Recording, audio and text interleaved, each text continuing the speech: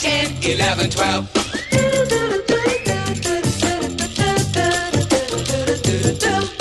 2, 3, 4, 5, 6, 7, 8, 9, 10, 11, 12.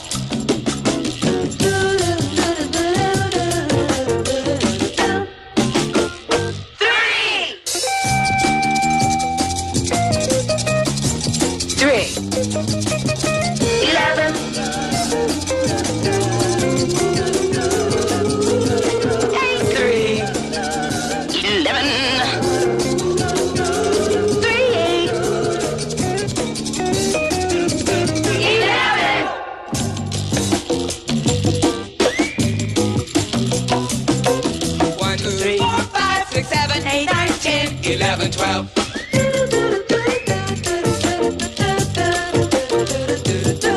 1, 2, 3, 4, 5, 6, 7, 8, 9, 10, 11, 12.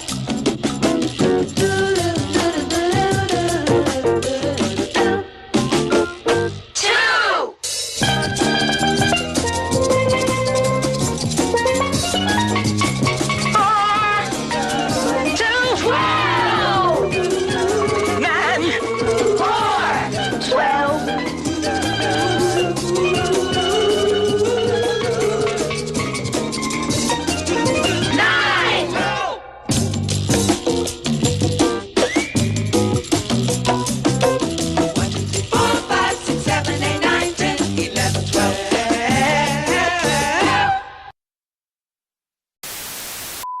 First time in Thailand. From Pixieworks Animation. You have the cutest smile. Careful, I might steal it. Comes a story about finding someone who truly sees you. Wow, hi, I'm Gene. Hi, Gene. But she's got a secret. You look cute when you sweat. Oh, thanks. I haven't felt like this in years. There's something I haven't told you. Ladyboy. Made with flash loop! I have a friend in New York. She goes, I've never had sex with a guy that has different political views than me. And I'm like, you probably have, though. You know what I mean? Little technique dudes use called lying. You have to do where it's obvious, you know. Dudes are stupid. If you're trying to get that type of trim, he's not showing up with his January 6th commemorative t-shirt on. But... Breaking news, AIPAC, the pro-Israel lobby, is trying to hide something from you. Because they are now telling their donors to donate to politicians directly instead of through the organization. And they're doing this so when these politicians get these donations, right, on their filings report, AIPAC, the organization, will not show up. The AIPAC brand has become so toxic, even they know that their name affiliation next to any politician is extremely harmful. Like, even now to the average voter walking down the street, if they see that a politician takes money from AIPAC, immediately they lose interest and don't like them. That is how toxic this brand has become, which is a good thing. So going forward, a lot of these politicians that were getting AIPAC money will suddenly not get it anymore. So when you see them say, oh, look at me, I take no AIPAC money, they're lying to you. Again, they're still getting donations from these people that would have given it to them anyways through AIPAC. The only difference is that the name AIPAC is not on their filings report. You can't see the name anywhere anymore. They're trying to be sneaky, but it's not gonna work.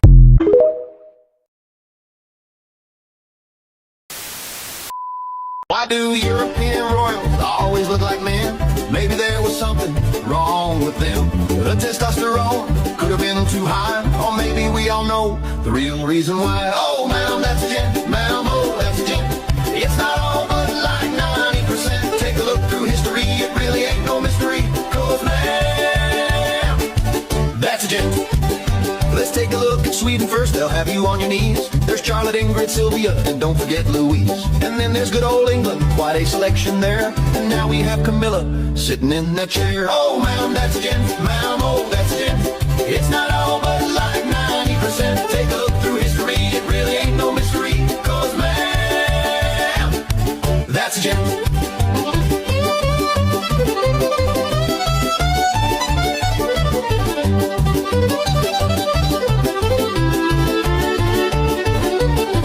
It's been going on for centuries and still remains the same. And this fine collection puts the first ladies to shame. Oh, ma'am, that's a gent. Ma'am, oh, that's a gent. It's not all but like 90%. Take a look through history, it really ain't no mystery. intelligent. And this one's a robot.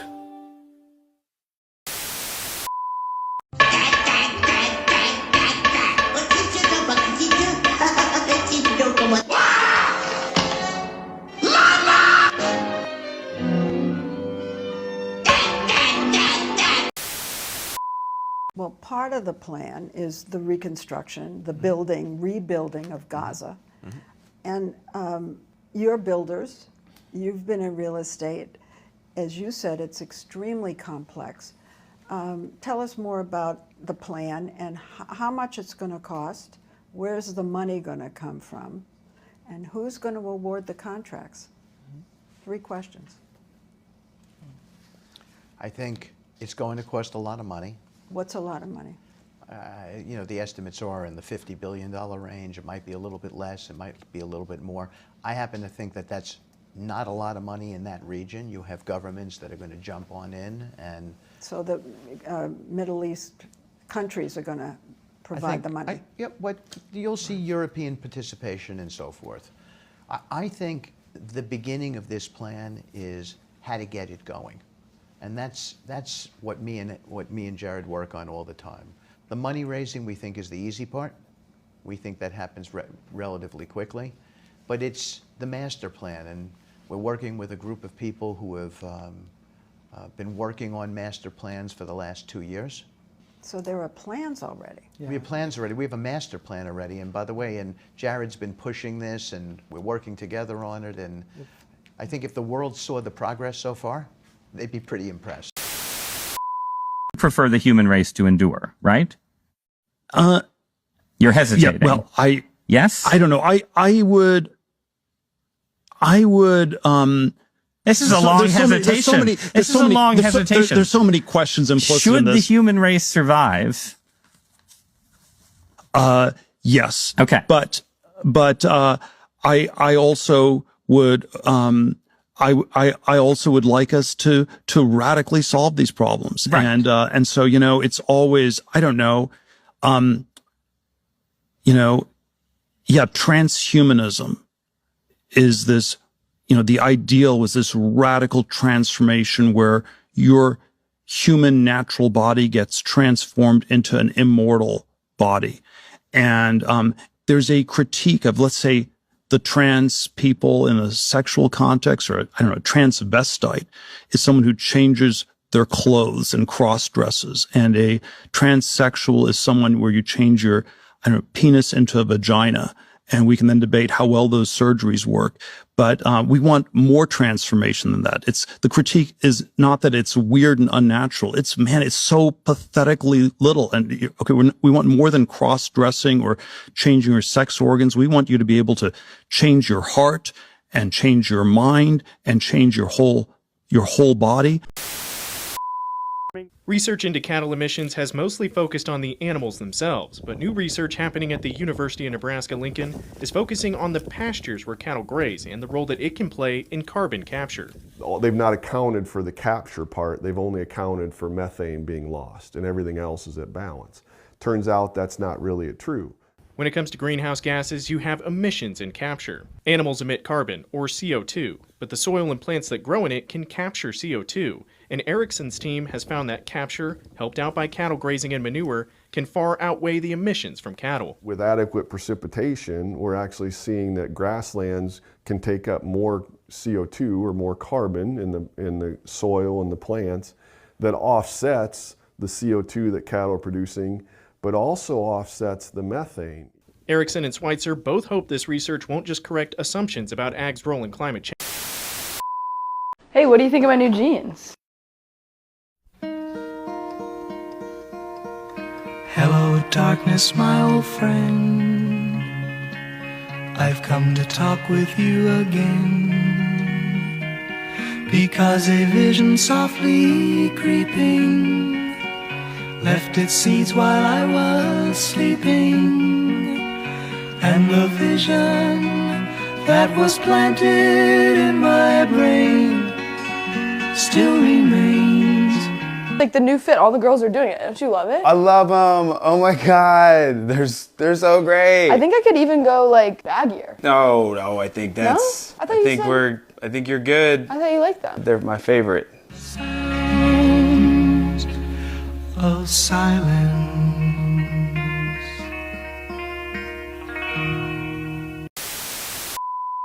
If it's true that the government is working against us, continually working against us, and I mean all of us, whether you're Republican, Democrat, or whether you have a political bone in your body or not, and if it's true that both parties are just two wings of the same bird of prey, and that bird of prey is always circling us, waiting for our weakest moment to come down and just pick our bones clean, and that's true, and everybody knows it, then why do we continue on the right side to applaud ICE and on the left side applaud Kamala Harris or Joe Biden? And why do the left and right continually stand in the line to put their submission into the slave suggestion box?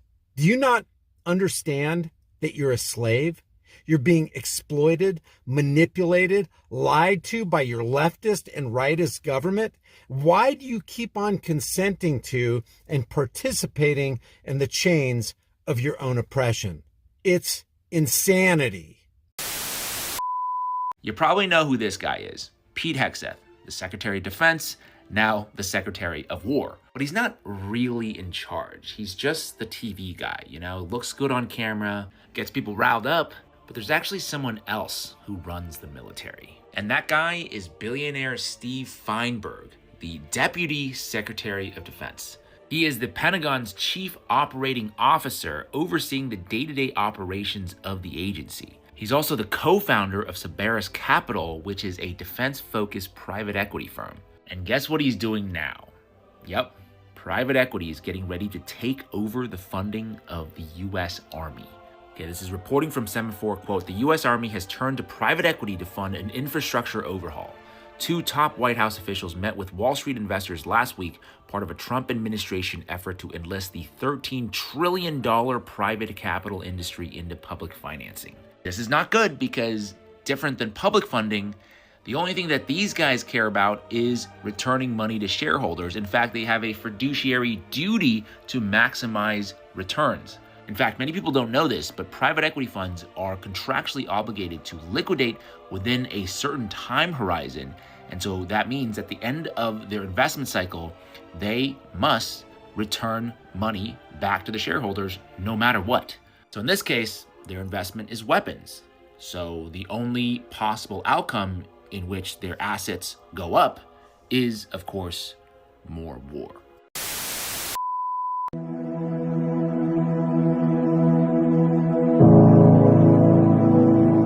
Like I said, folks, if there's any hill that you intend to die on, this is it. If they manage to put this in place while everybody's distracted with arguing over Charlie Kirk and debating whether Trump's peace plan is viable and whether the Arabs are the good guys or the Jews are the bad guys or what's going on, all this sort of stuff, and distracted by all this crap, then this is going to come online. And the only thing that is going to stop it is our complete non-compliance. And again, withdrawing service from the people that are attempting to enslave humanity this way. You don't have to put up with this. Maybe, you don't want to have a revolution, you're a non-violent person, you don't want to do anything untoward, you don't want to get yourself in trouble. You don't believe that there's anybody you can vote in or out to fix the problem, and you're correct because you can't. There is no political remedy to any of this. Well, one thing you can do is withdraw service from all of these people. That's something we can all do. Maybe if enough people actually wake up to themselves and realise that we are the ones with the power, then we can change it.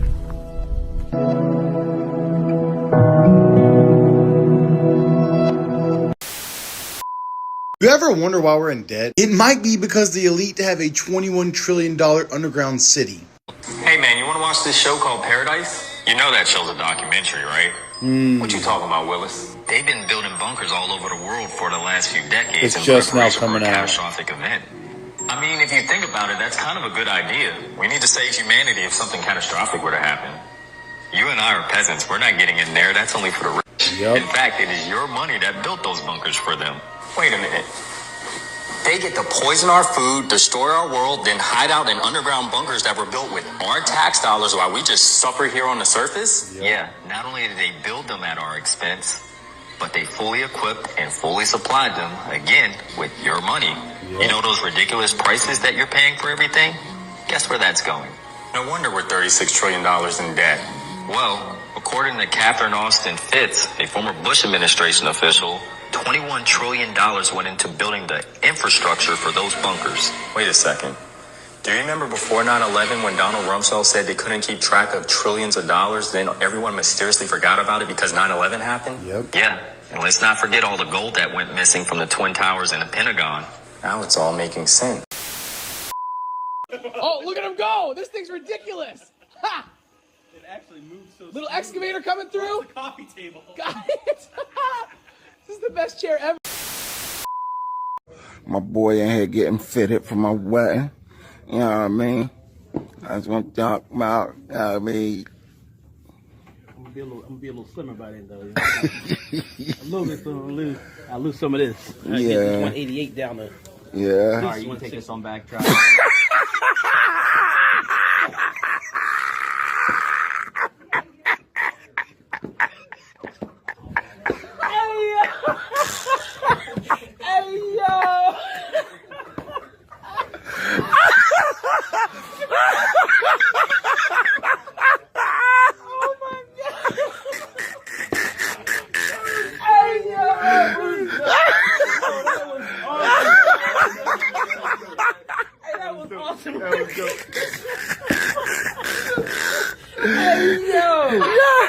That's the suit my boy.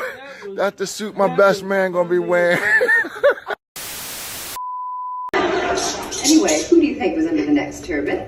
Aladdin? Yasser Arafat? No, that's not a turban, that's a banoose. Well, whatever it is, he could use a facial, or better yet, a chemical peel. Daddy, fine. Wow, we're giving him the Gaza Strip. Would it kill him to take a shave and put on a little Paco Rabanne?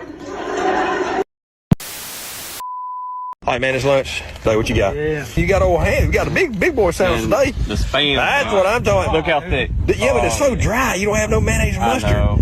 Yeah. What time it is? Lonche. What you got over here, Tony? What you got? Tortilla. Carnita. Carne. Hacemos taco. Cilantro y cebolla. Salsa. Poquito limón. That's salt. That's the one right there. That's the one. Woo! All right, man, lunchtime today. Alan, what you got for lunch? Bologna and cheese. Man, bologna and cheese. Mayonnaise, mustard? Mayonnaise, no mustard. Dang. Lots of salt. Lots of salt. Drinking that 7-Up? That's good. All right, you know what time it is. Lunch check. What do we got? Oh. Right. What you got over here? Boiling crab? Oh, man. And eggs. 2 different kinds? Yep. Dang. Time to retire, boomers. I'm fresh out of online trade school, and I'm ready to do the bare minimum. Hey, boss told me to clean the shop, but I can't find the Roomba anywhere, so I'll probably go home, right? Hey, how do I turn this on? Hey, how do I turn this on? Hey, how do I turn the truck on? There's no push to start button. Bro, what in the hell am I supposed to do with this? I'm geek. Yeah, I can get the boards loaded up. Will you help me? Hey, you're gonna help me, right? I need your help. I would like to report Dave to HR. I asked for his help, and he told me to f off. Yeah, I got a pen on me. Want a rip, boss? I know you were chill like that. Ah, cigarette guy. You know those will kill you, right? You guys going to the gas station for lunch? Dope. Waiting for my DoorDash. What do you mean, why didn't I load the truck up? No one told me to. Okay, this one is 6'7". Oh! Okay, I got the drill. What do I do now? Okay, I got the battery. What do I do now? Okay, I put the pointy thing in the front. What do I do now? I have to learn that on an iPad. Ripping down a board. Table saw simulator. I got straight A's in online trade school. Wait, electricians can do whatever they want and they don't have to clean up? I gotta fire up my iPad. I'm going back to trade school to be an electrician. Welcome to the Independent Review, a weekly podcast where we bring you the latest from the world of independent journalism.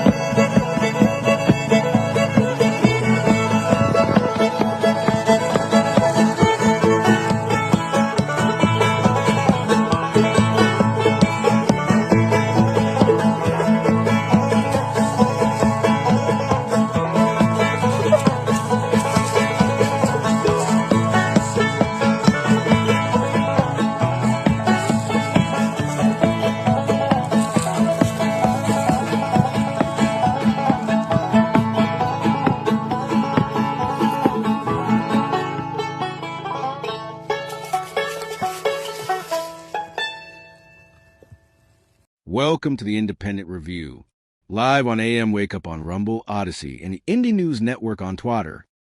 Let's take a look at this first clip from James Corbett of the Corbett Report.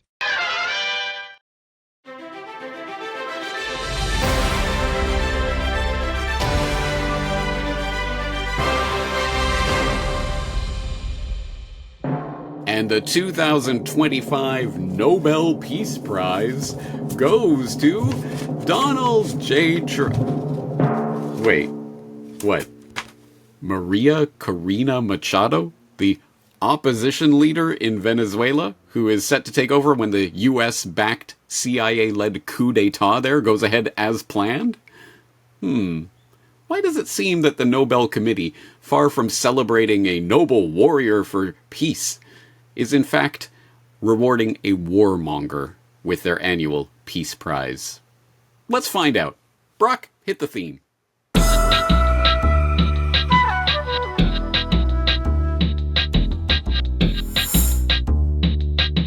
You're listening to the Corbett Report.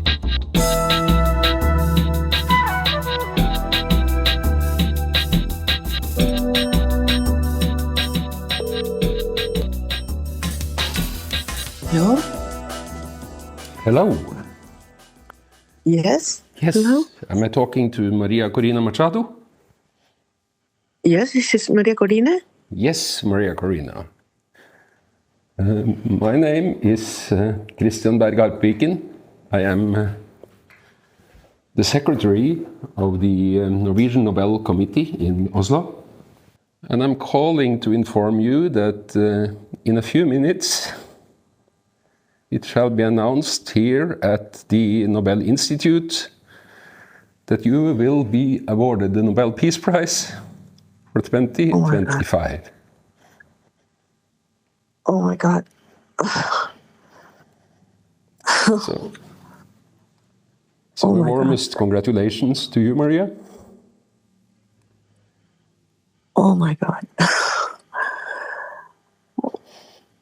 Oh my God. Well, I have no words. I thank you so much, but I hope you understand this is a movement. This is a achievement of a whole society. I am just one person. I certainly do not deserve this. Oh my God. I think both the movement and you deserve it. Welcome back to the Corbett Report, friends. I am James Corbett of CorbettReport.com, coming to you, as always, from the sunny climes of Western Japan here in October of 2025, with episode 484 of the Corbett Report podcast. The Nobel War Prize strikes again. And yes, that, as we have just witnessed, is the touching moment in which the head of the Nobel Prize Committee called the recipient of the 2025 Nobel Peace Prize, Maria Corina Machado, to congratulate her on her amazing work and to award her the Nobel Peace Prize. And oh, how touching, how wonderful. Oh, she's on the verge of tears, overwhelmed by the emotion, and in her unscripted reaction, she immediately deflects. Oh, it's not this. I don't deserve this. This is a movement. The people of Venezuela deserve this prize. Wow, how humble and how touching. And I suppose if you are the type of person who pays no attention whatsoever to Venezuelan politics or the greater imperial project in Latin America, perhaps you would be forgiven for thinking that this is just a brave and noble warrior for democracy against a brutal dictatorship. And there you go. That's why she won the Nobel Peace Prize. Well, let's examine that. Let's interrogate that narrative and find out if it's true. And in order to do that, why don't we start by actually examining the narrative itself? And in order to do that, we can go to nobelprize.org for the official announcement of the Nobel Peace Prize 2025, which dropped on the 10th of October, and reads thus. The Nobel Peace Prize for 2025 goes to a brave and committed champion of peace, to a woman who keeps the flame of democracy burning amid a growing darkness. Blah, blah, blah, Maria Corina Machado. She is receiving the Nobel Peace Prize for her tireless work promoting democratic rights for the people of Venezuela and for her struggle to achieve a just and peaceful transition from dictatorship to democracy. All right, so far so straightforward. Let's get into the weeds a little bit. As it goes on to say, Venezuela has evolved from a relatively democratic and prosperous country to a brutal authoritarian state that is now suffering a humanitarian and economic crisis. Which, I don't know, to my mind strikes me as a little bit of a political statement there from the Nobel Committee, isn't it? Most Venezuelans live in deep poverty, even as the few at the top enrich themselves. Unlike every other state, of course. The violent machinery of the state is directed against the country's own citizens. Nearly 8 million people have left the country. The opposition has been systematically suppressed by means of election rigging, legal prosecution, and imprisonment. And it goes on to say that as the founder of Sumate, I have no idea how that's pronounced, my apologies in advance, an organization devoted to democratic development, Ms. Machado stood up for free and fair elections more than 20 years ago. As she said, it was a choice of ballots over bullets. All right, again, a pretty straightforward narrative that is developing here. But perhaps the important point here down at the bottom, Maria Corina Machado meets all three criteria stated in Alfred Nobel's will for the selection of a Peace Prize laureate. She has brought her country's opposition together. She has never wavered in resisting the militarization of Venezuelan society. She has been steadfast in her support for a peaceful transition to democracy. So let's find out more about this, because I don't know about you, I'm just a little bit quizzical, a little bit skeptical about some of these claims. Resisting the militarization of Venezuelan society, her support for a peaceful transition to democracy. Maybe there's something more just below the surface here. Maybe we should scratch just a little to try to find it. And if we do, we might alight on this article, for example, from veteran Middle East reporter Eugene Doyle, who wrote, Nobel Peace Laureate calls for U.S. bombing of her country. Oh, the peaceful transition, I tell you. Quote, within hours of being named the Nobel Peace Laureate for 2025, Maria Corina Machado called on President Trump to step up his military and economic campaign against her own country, Venezuela. The curriculum vitae of the opposition leader hardly lines up with what one would typically associate with a peacemaker, nor are those who nominated her, U.S. Secretary of State Marco Rubio and recent U.S. National Security Advisor Mike Waltz, both drivers of violent policies towards Venezuela. It goes on, Machado is a passionate Zionist and supporter of both the State of Israel and Benjamin Netanyahu personally. She has not been silent on the genocide. Indeed, she has actively called for Israel to press ahead, saying Hamas must be defeated at all costs, whatever form it takes. Oh, what a beautiful, peaceful warrior she is. If Machado achieves power in Venezuela, among her first long-promised acts will be the ending of Venezuela's support for Palestine and the transfer of the embassy from Tel Aviv to Jerusalem. She is a signatory of a cooperation agreement with Israel's Likud party. Okay, interesting. It goes on to say, Venezuelan activist Michelle Elner wrote in the U.S. progressive outlet Code Pink, she's the smiling face of Washington's regime change machine, the polished spokesperson for sanctions, privatization, and foreign intervention, dressed up as democracy. Machado's politics are steeped in violence. She has called for foreign intervention, even appealing directly to Benjamin Netanyahu, the architect of Gaza's annihilation, to help liberate Venezuela with bombs under the banner of freedom. And this article goes on in some degree of detail, if any were needed. But I think we're starting to get maybe a more accurate picture than that is reflected in the literal pictures which adorn every article about Machado. I'm sure you have seen this if you have seen any of the articles about her, at least her recent notoriety, receiving the Nobel Peace Prize.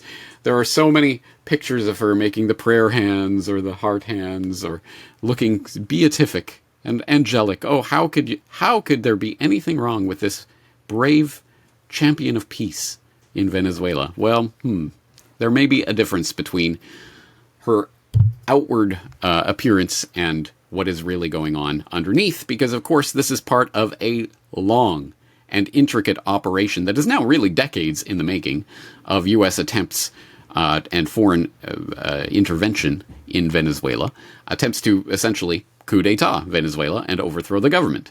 And I am tempted to say that this Nobel Peace Prize is paving the way towards warfare in Venezuela. But in fact, actually, as we know, that warfare is already going on. It is not something that's theoretical or in the future. We know, for example, just in recent days, President Trump authorized the CIA to conduct lethal covert action in Venezuela. That is now official and officially admitted. Yes, the CIA is undertaking covert action inside Venezuela, and they do have authorization to conduct lethal operations, presumably up to and including the assassination of Maduro. I suppose we will find out. But at any rate, that has been confirmed by Trump himself, who has talked about the possibility of land warfare in Venezuela now. And we already know that, of course, the warfare is already happening on the seas, as we have seen half a dozen boats now, having alleged drug boats, of course, having been struck by the U.S. military in recent weeks. So we know the warfare is already going on. In order to get a better handle on what's really going on here, the stakes involved in this ongoing intervention against Venezuela, and what the Nobel Peace Prize winner, Machado, might really be about, and what puppet masters she might be serving as a serviceable puppet there in Venezuela, I turned to previous Corbett Report guest, and someone that I presume much of my audience will already know. That's Daniel McAdams, co-host with Ron Paul of the Ron Paul Liberty Report, who has a thing or two to say about what's going on in Venezuela. Daniel McAdams, why did Maria Corina Machado win the Nobel Peace Prize in 2025? Because she's been selected to help the U.S. overthrow the Venezuelan government, and she's an extremely willing participant in the impending coup that's actually already underway. She is the tool of the U.S., the deep state, whatever you want to call it, the corporate America, to overtake Venezuela. And there's multiple parts to it. People will say, oh, they just want to grab the oil. Well, that's a part of it. They want to grab the minerals. That's a part of it. But there's also a bigger picture there, and it's related to who lost Latin America. You know, we certainly aren't going to lose Latin America, so that's why we have Javier Milei in Argentina, who's another puppet of the globalist state. He's in the he's cosplaying as a libertarian, but he's not a libertarian. And you have someone like her. Now, she is, if you remember Juan Guaido, it was almost a comical figure when they tried to put Juan Guaido into power. She's no Juan Guaido. She's much more ruthless than that, and she will get the job done given the chance, and it looks like she's been given the chance. So what does this peace prize mean for the possible path to war between the U.S. and Venezuela? Or is the U.S. already at war with Venezuela, given apparently Trump's sending in of the CIA to conduct covert operations there? Yeah, the peace plan is the peace prize is an absolute green light for war, and we already are in the war. And the thing is, as with all the neocon stuff, James, and I don't want to overdo the similarities, but they tend to follow a certain pattern. We're seeing that pattern with Venezuela. If you look at it this way, think of the narco-terrorists in their boats as Saddam's WMDs. That's the justification for the war, you know. And then you have the you had a finding against Iraq. And you have a finding now with the CIA in Venezuela. You have the go-ahead from the U.S. military. You have the sanctions, which have destroyed the country, completely gutted the country from within. We remember the Madeleine Albright, it was worth it to kill all those kids in Iraq. It's the same thing in Venezuela. People are starving in Venezuela.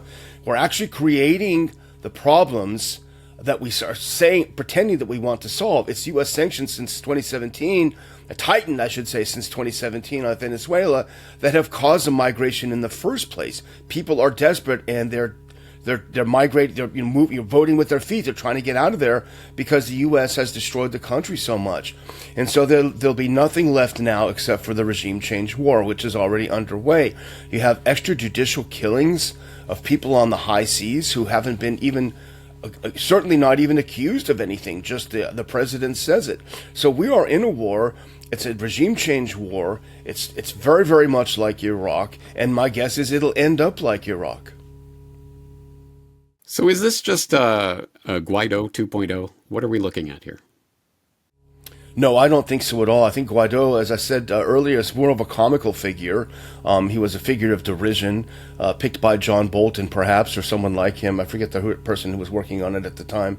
But no, he was more of a comical figure. She is not. Now, if you watch her in interviews, she is as serious as a heart attack. She is a hardcore. She's more hardcore than even the semi-comical Milei in Argentina. She's been on, and she's going all the right places. She's going to Donald Trump Jr. and saying, hey, if you can get me in power, you guys have carte blanche. You have everything you want. All the oil, all the minerals. We're going to privatize everything. Of course, we understand that privatization in a situation like this is not how an average American would understand it. Private property is good, but what it is a takeover of assets for by the politically connected to enrich themselves, and the impoverished remain impoverished, probably even worse so. But she's absolutely on board. She's also on board with U.S. foreign policy as well. She's written love letters to Netanyahu. She has vowed the first thing she'll do is move the capital to Jerusalem, which is what Trump did. She's even wrote a letter to Netanyahu asking him to help her overthrow her government. You know, she is literally at war with her own country, yet she gets a peace prize for it. It's the most astonishing. Dr. Paul wrote a column a few weeks ago. He called it the Nobel War is Peace Prize, which is exactly what it is. Now we take a look at this clip from Dave DeCamp from antiwarnews.com. Hey, this is Dave DeCamp from antiwar.com. This is anti-war news for Thursday, October 23rd, 2025.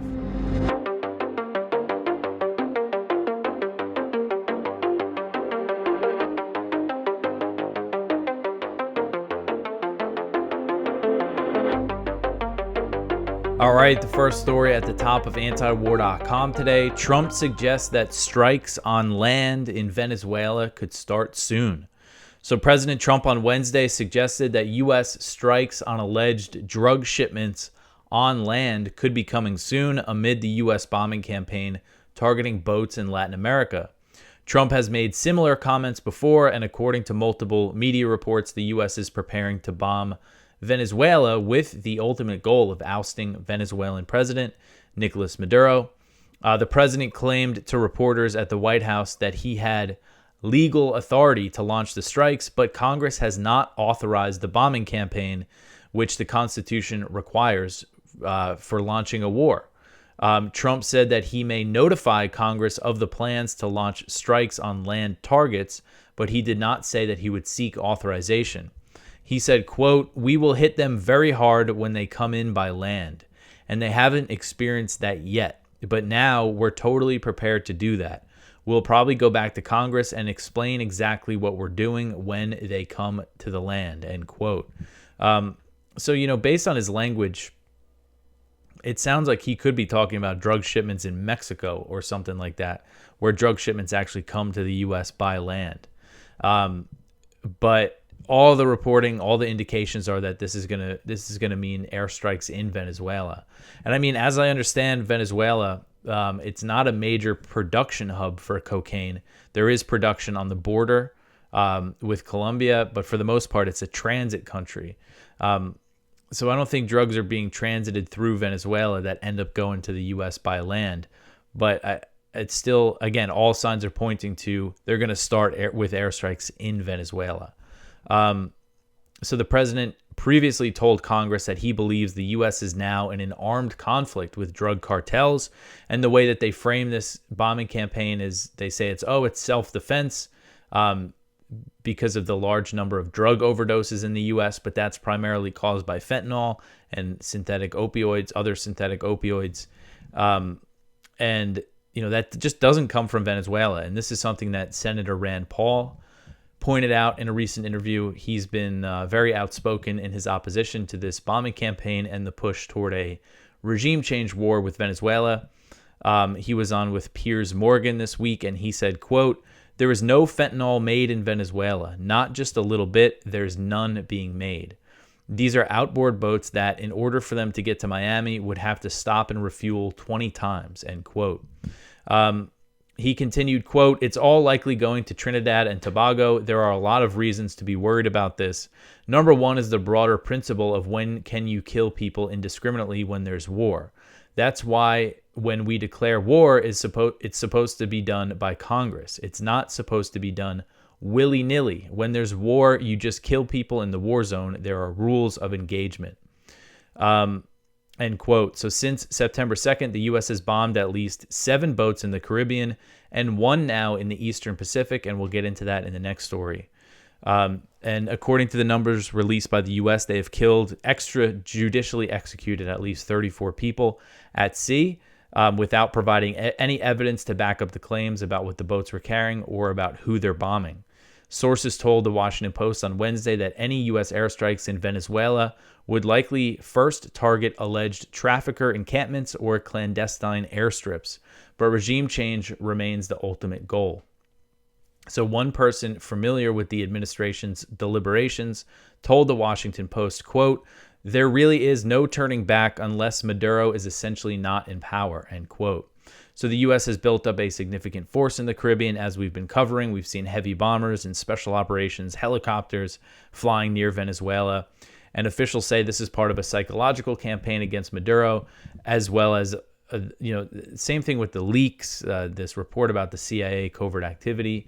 The idea is that they're hoping someone in Maduro's inner circle turns on him or that he voluntarily steps down. Apparently, Trump is upset that he hasn't done that already. But realistically, that is very unlikely to happen. And so, I do believe we are headed toward an attempt at regime change, or they might just start with some limited airstrikes, but that means war. I mean, if any other country started bombing us against our will, no matter what the circumstance was, that would mean war. So this is the direction that we're headed in with Venezuela. And then the next one here, the U.S. bombs a boat that it claims was carrying drugs in the Pacific Ocean. So the U.S. military has carried out its 8th known strike on a boat that it claimed, without providing evidence, was carrying drugs. But this time, the vessel was bombed in the Eastern Pacific Ocean, according to U.S. War Secretary Pete Hegseth. The previous 7 boats were targeted in the Caribbean. According to the U.S., that's the official story. And striking one in the Pacific marks an expansion of the U.S. military campaign. Hegseth said that the strike, he claimed that they killed 2 narco-terrorists, a term that the administration uses to justify the extrajudicial executions at sea for an alleged crime that does not receive the death penalty in the U.S. That, this is what they are doing now, and they're really increasing the rate at which they're bombing these boats. So, of course, Hegseth, in his statement, he put out a video of the strike. He claimed that our intelligence knew it was involved in illicit narcotics smuggling, and again, claimed that they killed 2 narco-terrorists just without providing any evidence. And, it's not that they're not just giving the public evidence about their intelligence. They're also not giving it to Congress. And there is relatively little opposition to this whole policy within Congress. I mean, you see some Democrats speaking out. We have that bill now introduced by Tim Kaine and Rand Paul to block war with Venezuela. There was the vote in the Senate to block these strikes, and that failed in a vote of 48 to 51, unfortunately. But just for the most part, we just don't really see much pushing against this. They're really bringing the war on terror to this hemisphere closer to home, using the same language. Even in Hegseth's statements, he says, like we targeted Al-Qaeda in the Middle East, we're going after narco terrorists in our hemisphere. So they're combining the war on drugs with the war on terror. And Hegseth did not say exactly where this boat was targeted, but a U.S. official told the New York Times that it was off the coast of Colombia. So again, on the Pacific side, in the Eastern Pacific Ocean. So they're really ramping these things up. And, when it comes to these strikes on boats, if they start hitting what are they going to strike on land? Are they going to start, there's a lot of planes that run this stuff. Are they going to start shooting planes out of the air? There's a lot of ways that this could go. All right, so the next one here, Netanyahu denies that Israel is a protectorate of the U.S. So Israeli Prime Minister Benjamin Netanyahu and U.S. Vice President J.D. Vance on Wednesday denied that Israel was a protectorate state or a vassal of the U.S. after being questioned about the growing criticism of the U.S.-Israel relationship and Israel's reliance on U.S. military aid. Netanyahu told reporters at his office in Jerusalem before holding a meeting with Vance, quote, "Well, I want to put it very clearly. You know, 1 week they say that Israel controls the United States. A week later, they say that the United States controls Israel. This is hogwash. We have a partnership, an alliance of partners who share common values and common goals. We can have discussions, we can have disagreements here and there, but on the whole, I have to say that over the past year, we have had agreement," end quote. And whether or not, you know, Israel is the one calling the shots over the U.S. or the U.S. is the one calling the shots for Israel, there's no denying that Israel is completely reliant on U.S. military support and political support to carry on the way it does, to conduct the genocide in Gaza, continue the occupation in the West Bank, and wage war in Lebanon and southern Syria, and of course Iran. You know, this would not be possible without U.S. backing. And a protectorate, like the definition of protectorate, means basically a state that is reliant on another. But then the bigger state is, you know, generally the one calling the shots. With Israel, of course, we have all sorts of Israeli influence on our politicians through AIPAC and things. So, you know, people have varying opinions about who's really calling the shots here. But again, it's clear that Israel is completely reliant on U.S. military support to do what it has been doing, especially over the past 2 years. And addressing the question, Vance said, quote, "We don't want a client state, and that's not what Israel is. We want a partnership. We want an ally here," end quote.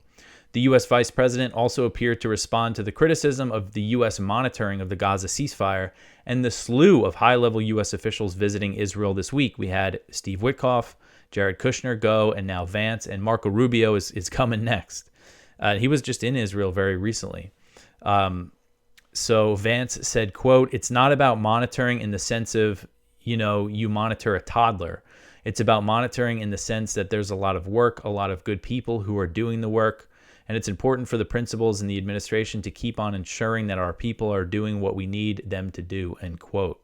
So I've seen the term that's being used in Israeli media is that they're babysitting. And so the New York Times reported on Wednesday that, according to several Trump officials, there is concern within the administration that Netanyahu may quit the ceasefire deal, and that the strategy right now is for Vance, Kushner, and Witkoff to prevent him from doing that and restarting the full-scale bombing campaign. And it's very clear that the Israeli government wants to blow up the ceasefire deal. Again, as we've been covering, I don't need to get into all the examples now. But the U.S. is certainly putting a lot of time and resources into making sure Israel doesn't blow this thing up, at least for now. And I think that's because Trump has really put his credibility on the line here. But we'll see how long things last like this. All right, so the next one here, Israeli Knesset advances bill to annex the West Bank during Vance visit. So the Israeli Knesset on Wednesday advanced a bill to annex the Israeli-occupied West Bank as Vice President J.D. Vance is visiting Israel. According to Haaretz, the bill to annex the Palestinian territory passed a preliminary vote in a vote of 25 to 24 and still needs to go through 3 more votes to become law. The effort was opposed by most members of Netanyahu's Likud party, which condemned the vote as a stunt by the opposition aimed at harming our relations with the United States. So the bill was introduced and supported by far-right parties, including Jewish Power and Religious Zionism, that is Ben-Gvir and Smotrich's parties, they're in the Netanyahu coalition. Just one Likud MK, Yuli Edelstein, broke with his party to support the bill, and he has reportedly been removed from the Knesset Foreign Affairs and Defense Committee for the vote. And now, you know, it's not like the Likud party is against the idea of Israel annexing the West Bank. It's just that we have had Trump recently say that he's not going to let Israel annex the West Bank. It seems like it's something they've moved off the agenda for now after talking about doing it in response to the UK and France recognizing a Palestinian state. But, and of course, they're still supporting, they're still expanding illegal settlements, which is de facto annexation. Sometimes I think people get kind of hung up on the question of, is Israel going to annex the West Bank? When in reality, on the ground, that is what they're doing. They just haven't officially declared Israeli sovereignty over these areas yet. So the sponsor of the bill, Israeli MK Avi Moaz of the Noam party, which holds just one seat in the Knesset, he was part of Netanyahu's government before he left earlier this year, and essentially he was saying, oh, it's our job as the Knesset to get annexation done because the government is pushing it off. And then there's a second bill to annex one settlement, a large settlement, Jewish settlement in the West Bank that has a population of about 40,000, and that bill received support from the centrist parties of Benny Gantz and Yair Lapid. They support annexing parts of the West Bank as well, so that received more votes in favor. But this was a stunt, this is something that Israel has done. There's a history of Israel approving settlement expansions when U.S. officials are visiting to make it seem like the U.S. is supporting it politically. Now, the U.S. obviously has always supported the expansion of settlements by providing military aid and backing the Israeli government the way it does. But like the Biden administration, they were saying they didn't want settlement expansion. And when Blinken went over there, they announced, some new settlements and stuff. So, things like this have happened before. This time, though, the government, or not the government, because some members of the government supported this, but the ruling party was saying they were against it. Next, we have this clip from an interview with Whitney Webb. Whitney, let's go back to the beginning. Poindexter, Iran-Contra, which I covered, actually, when I was in Nicaragua, because that's really the origin of where we are today. Yeah, it's definitely, I would argue, one of the best starting points, and also thanks so much for having me on, Chris. So John Poindexter, as of course you know, was one of the national security advisors to Reagan and was the highest ranking member of his administration that was indicted as part of Iran-Contra. But he is also remembered as the quote-unquote godfather of modern surveillance. And this is in part because of his efforts in the immediate post-9/11 era, pioneering an office within DARPA that housed a program called Total Information Awareness. So right after the Reagan administration, Poindexter was sort of in various roles throughout these tech companies that were sort of a prototype to what Palantir and Total Information Awareness would later do, like Saffron Technology, Syntech Technologies, that were defense contractors and trying to basically create predictive analytics to determine what terrorists would do next, all before 9/11 even happened. And of course, there was a renewed demand for that type of technology and these sort of innovative solutions in the immediate post 9/11 era. When this information, was reported on Total Information Awareness, there was a huge outcry throughout, U.S. mainstream media. A lot of organizations, including the ACLU and organizations like that, rightly noted that it would eliminate the constitutional right to privacy and create this very disturbing era of mass surveillance by, I think one of the mainstream media reports on it said that it would fight terrorism by terrifying U.S. citizens, basically, and making everyone a suspect under this type of this paradigm he was seeking to usher in. And so it was eventually, under pressure. It was, I think, first announced in February 2003. And by May, they attempted to change the name to Terrorism Information Awareness, trying to move away from the idea that it would be total, it would surveil absolutely everyone through a name change. But obviously, it didn't change how the program actually worked. It would still be focused on everyday Americans. a total dragnet, really. And in that same month where that name change happened, Peter Thiel incorporated Palantir, and as Palantir was developing as a company, Peter Thiel and Alex Karp, the Palantir co-founders, reached out to Poindexter directly through Richard Pearl, who's a well-known neoconservative figure and was also one of the architects of the Iraq War at the Bush-era Pentagon. And, basically they hatched this plan to privatize this program, rightly calculating that if they turned it into a entirely private sector enterprise, the outrage would, essentially dissipate, which it remarkably did, because, originally it was a public-private partnership housed within DARPA, and then by making it this private sector enterprise, a lot of the concerns about it disappeared, and this is arguably because by moving into the private sector, they were able to accomplish a lot more than they could have by being affiliated directly with the public sector, even though they contract with the public sector. And so Palantir, funding-wise, was set up with money from Peter Thiel himself, and that the algorithm for it had originally been developed at PayPal, and the other funding source was the CIA's In-Q-Tel.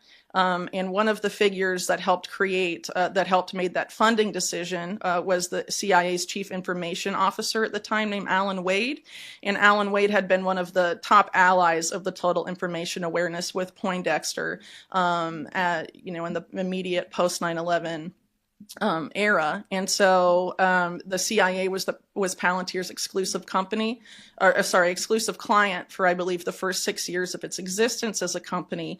And its engineers went to Langley, CIA headquarters in Virginia every 2 weeks for several years as well, where the CIA was developing their algorithm with them, in a very direct partnership. And Alex Karp has even said that the CIA was always the intended clients of Palantir. So I guess I'll pause there, and I'm happy to go in any other direction. Explain what it does, what Poindexter's goal was, and what they were able to establish. I mean, the mechanics of it. So Poindexter's goal was extremely broad. I mean, it really covered, it's absolutely staggering when you think about it. So the way it was initially sold to the public was this is a way to stop terrorism attacks before they happen, by collating so much data from all different sources, and then using it in some sort of analytic or AI to determine, if certain data points are flagging that a terrorist attack will take place here or there. But there's various different aspects of this program that didn't really get enough coverage at the time. So one is that they attempted to use free market forces to determine if a terrorism attack would happen before it happened. They created basically what's referred to as a terrorism futures market. It was really like a forerunner to Polymarket and some of these predictive markets where people bet on things online. It was basically that, but about whether a terrorist attack will happen in the Middle East, or if there will be turmoil in the Middle East, if someone like Yasser Arafat would be overthrown. These were the kinds of things they were going to have these unnamed investors bet on.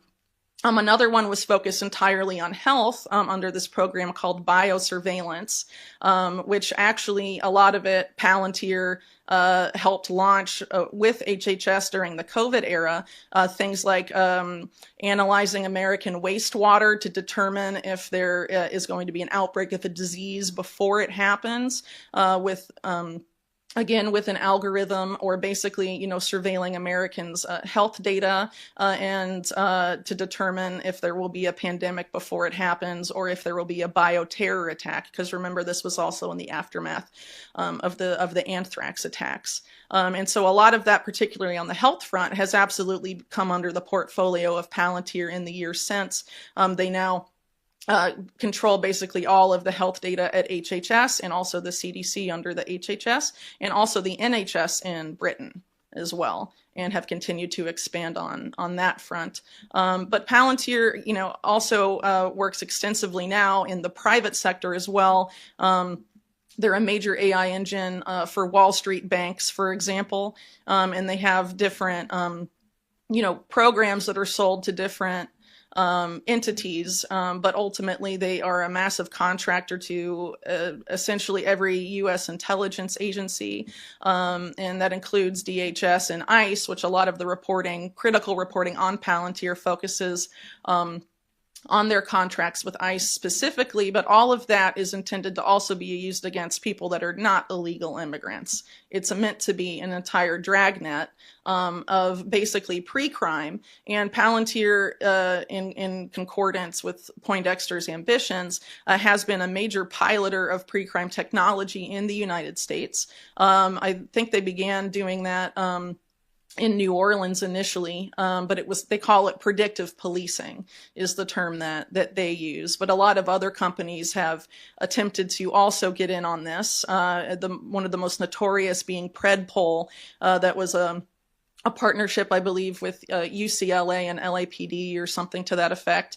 And they're notoriously inaccurate, and they're almost always piloted in low-income minority neighborhoods, and basically are a way I mean, in essence, what happens because the accuracy rate is so low is that you're creating this pipeline of people basically being sent to prison, or being caught up in crimes that are very petty. But you're just sending police to all these areas in a relatively discriminatory way. I mean, the Predpol is really outrageous because it's like accuracy was found to be like insanely low, and they didn't phase it out despite the extreme inaccuracy. I mean, it was worse than a coin toss, essentially, and departments around the country continued to use it.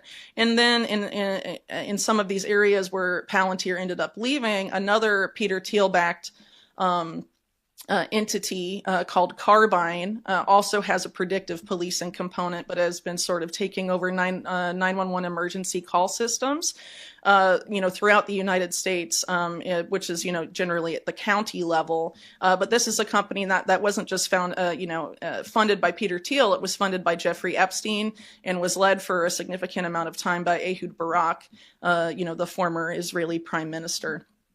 As well, and has sort of expanded outwards. So a lot of Poindexter's ambitions, unfortunately, have been becoming true at a really rapid pace, and part of this was done under the guise of combating the COVID-19 situation with data, that we needed data to solve those problems.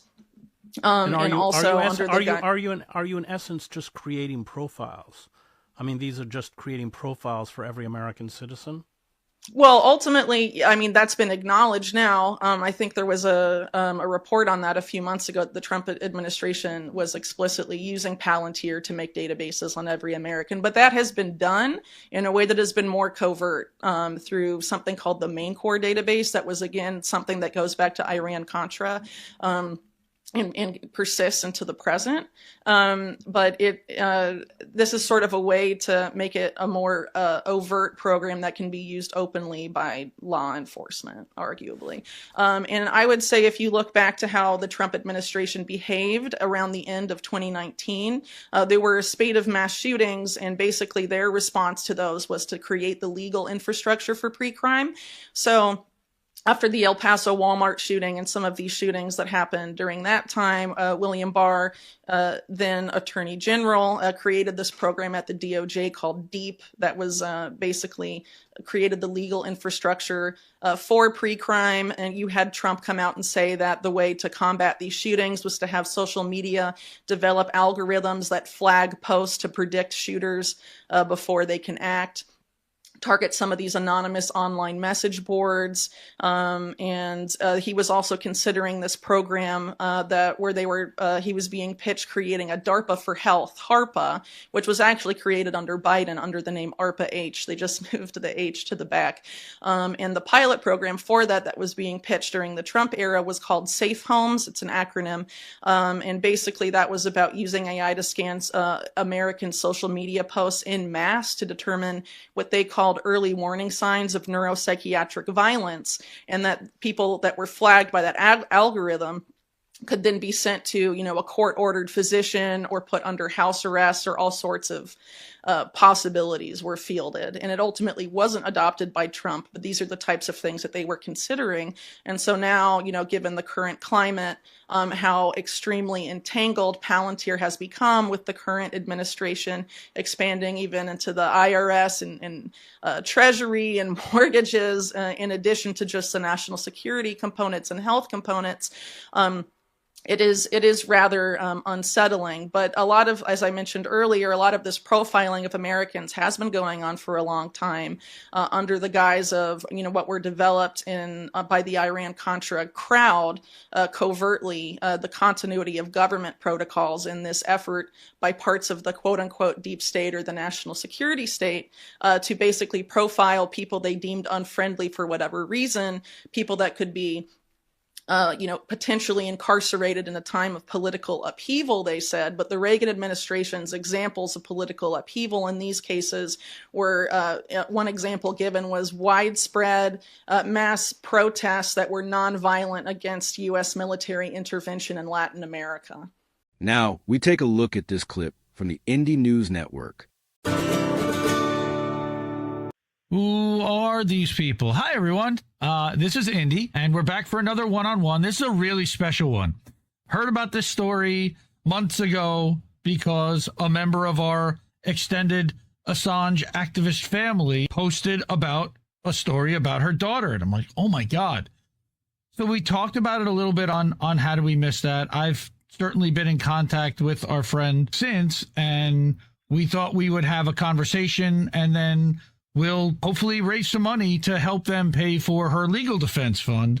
And in order to explain more about that, let me welcome our guests, Halo Benson and Aspen Martin. So welcome, and it's good to see you, but I'm sorry to see you under these circumstances. But I wanted to bring you on to have you talk a little bit more about what happened and tell the story so that people understand and how they can help. And by the way, that QR code up in the corner, if people use their phone to scan that QR code, they'll be able to get to the GoFundMe to be able to support. So if you're able to, at a means, please try to support the GoFundMe. I will transfer back and forth so people can then see this screen, which will have them with the GoFundMe up. So you can see that. All right. But again, I did want to give you the opportunity to tell everyone why we're here and what happened and what we can do to help. So please, the floor is yours. So this is Aspen, my daughter, and she's autistic. So we have kind of a very structured people around us, to make sure they're safe people, because she is not the most discerning person. But in April, she was having a pretty rough time emotionally, and her best friend had moved to Nashville a couple of years prior, and he came up to visit and brought his girlfriend and another friend with him up here. And we kind of discussed that she was just, she really missed him. And he came up with the idea of, what, why doesn't she come visit us and, stay with us in Nashville for a couple of weeks? And that just seemed like a perfect solution. They hadn't been able to be around each other for a couple of years. And he's a very, very trusted member of our family. Well, we were friends for about 8 years. The friendship has spanned about 8 years so far. So it's like, this is family. Yeah, and he had lived with us on and off for like 4 years. So he's a very trusted person.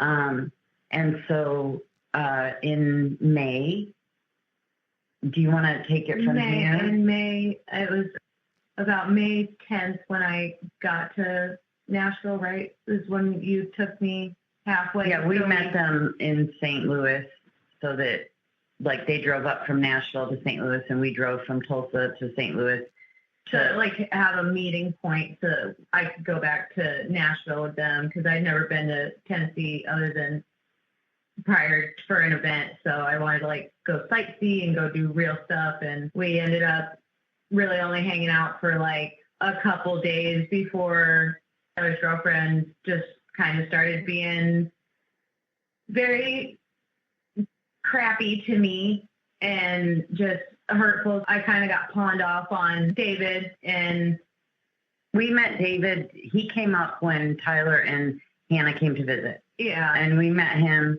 and here's the part that's so weird, where things get kind of convoluted, because we have casinos here and they don't there, I guess. And so when they were up here in April and we met David, Aspen had met him one time at a show before, but the family met David. We had already met Hannah on a prior occasion. We went out together to the casino, and he was kind of feeding the machine, $100 bills. And so sometimes when people get when they're not used to going to casino, they can get carried away. And I mentioned to Tyler, I was like, hey, your friend's kind of putting a lot of money in there. He's like, oh, don't worry about it. He's a trust fund kid. So I thought, oh, no big deal. Didn't think another thing of it. And he seemed like a nice person.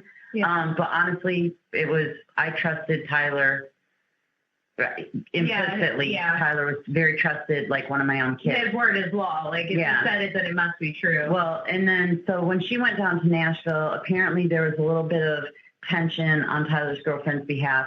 And so Tyler told Aspen, hey, why don't you go to David's for a few days, and then we're going to go to this music festival. Him and his girlfriend, they sell her crochets, she has a hat, she makes stuffed animals, just really talented, actually. She's super good at it. And then Aspen had taken Aspen's an artist, so she had taken some prints of her artwork to be able to sell at this music festival. And so they end up having her go stay at David's, which was not part of the plan. And I, did the cautionary things, like be mindful of him. We don't really know him that well. But she was more on the lookout of if he was going to try to make a move on her or something like that, which he was a complete gentleman. Super respectful, for sure. Well, then they pulled out. Tyler and Hannah said they couldn't go to the music festival because she had a medical procedure scheduled. Colonoscopy or something. Aspen didn't really want to go, but they were like, please, we really need the money. If you could go sell her stuff as well as your stuff, we'd really appreciate it, So Aspen rode with David in his RV from Tennessee down to, what's it called? Suwannee Music. In Florida. Yeah, and there was a music festival there. And so they only caught the last day of the music festival, but we camped an extra day too, because it was beautiful out there. So we ended up camping, going to the lake. They have this a Blackwater Lake or something. So we stayed a whole extra day since we were there anyways. And I've never been to Florida. I've never been to that side of the country where it's all hot and humid like that. So I was like, heck yeah, let's do vacation stuff, I guess. And then on the way home, they were pulled over in Georgia. Well, we stopped in because he got heat sickness real bad, because the RV that we were traveling in didn't have AC unless it was plugged in. So he was like, I am feeling crappy and I need to pull over. I was like, that's okay. So we ended up getting a lot at an RV park in Georgia for the night, and spent the night and slept up there. So it was actually a day lapse, and then the next morning when we were leaving out. Yeah, they were pulled over. And almost immediately. Anyway, so they were pulled over, and the cops came in, and go through that. They were kind of super rude, immediately busted in, and they were like, why does it smell like weed? And so they made us come out, and then they just started tearing it apart. And Aspen was unaware that there were any drugs, or that he partook of, or any other drugs other than marijuana. And they found a ton of Adderall, ketamine, Xanax, all sorts of other drugs. And at the time, David told the police officers right there, she don't have nothing to do with this. Yeah, this is all mine. Very honest. This is all my stuff. And then they arrested him, took him to jail. And there were a lot of weird things that happened, like the mother of Hannah called up to the jail and gave her number as next of kin. Yeah. And I had only met this woman maybe twice. Well, when she had gotten to Nashville, yeah. That was anyway. So they wouldn't they wouldn't, when I called, there was no, they wouldn't give me any information because I wasn't listed as her next of kin. It was a whole thing. And to be fair, like, she didn't see him sell any drugs at all. Like, she never witnessed any of that. Sold art, so we definitely sold some Yeah, art. We sold more of her stuff than my stuff because people want stuff they can wear more than they can look at. But when I got down to Georgia, apparently there, like, it doesn't matter that he claimed the drugs or that it was his RV or that he was driving. They charge whoever. If there had been 10 people in the RV, every person would have gotten charged with the same thing as what he got charged with. And so when they went before a magistrate to get bail set, we were at that time told, well, he told the magistrate as well, like, hey, you know, she has nothing to do with this at all. She was completely unaware about this. And the magistrate even cautioned him, you know, by saying this could impact your defense. And he was like, I don't care. I would like to speak to the investigators. She was just going to a music festival with me. Because of how big the charges are, because it's federal drug trafficking across state lines that carries a mandatory minimum of 33 years.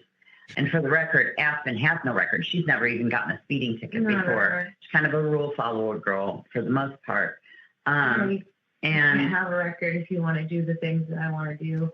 We had to, the magistrate, because the charges were so big, he couldn't set bond. We had to go before a circuit court judge. So we had to hire a lawyer to get that date because sometimes that can take months to get in front of a circuit court judge. So I ended up being in Georgia for 2 weeks while she was in jail for 15 days. And around the town, it's a money grab. Like, the different townspeople are aware of it, that this is what they do. They pull over out-of-state vehicles, and I don't know, I guess apparently this is something that goes on frequently there. We were able to cure her bond and get her out, you know, back here. And at this point, we're waiting for an arraignment hearing where she'll go and they'll say what the charges are, and she says guilty or not guilty.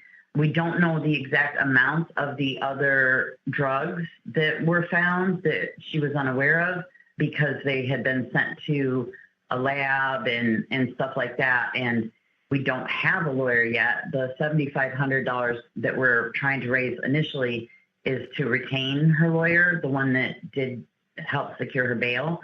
And then we'll be able to have discovery.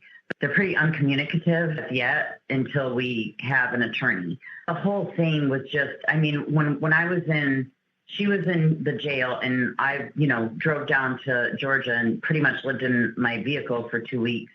Tyler and Hannah came to pick up the RV and David's phones and wallets and whatever. I was like, you know, initially I thought they got caught with weed. When I found out there were other drugs, I, you know, kind of freaked out on Tyler. I was like, your friend has a bunch of drugs like that, you know. I was panicked. One of the drugs that they said that they had was meth. And it's like, why would Tyler be hanging out? I mean, you know, if somebody wants to do Adderall at a festival, I mean, that's not Aspen's thing, but none of our business, right? But like bad, scary drugs. And so I kind of told Tyler, I was like, what are you doing hanging out with, you know, what are you doing? This is how I knew Tyler knew about it, because he pretty much confessed to me by saying, he was like, it's not meth, it's ketamine. When they test it, they'll know that. And I'm like, you knew? How could you know and not tell us? And he literally said, he was like, if I had told her she wouldn't have went with me, she wouldn't have come. If they hadn't gotten pulled over, she would have never even known. And it was like if you knew you were going to put me in such a mess situation. I'm sorry. She lost her best friend. So I'm sorry, Lovey. I understand. It's an insane betrayal that somebody would do that to you. First of all, because he's having trouble with his girlfriend, he tells you that you've got to go stay with some other dude that you guys don't really know. I've literally met a total of 3 times. Like, I'm very glad that he was respectful and stuff to me, but I got pawned off on somebody in a state that was not my home, that I barely knew.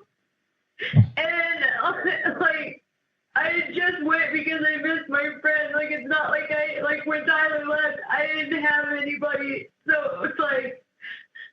And Tyler is very, very aware of the particulars of Aspen's kind of autism. Like, he knows that she's not good with changes to a schedule.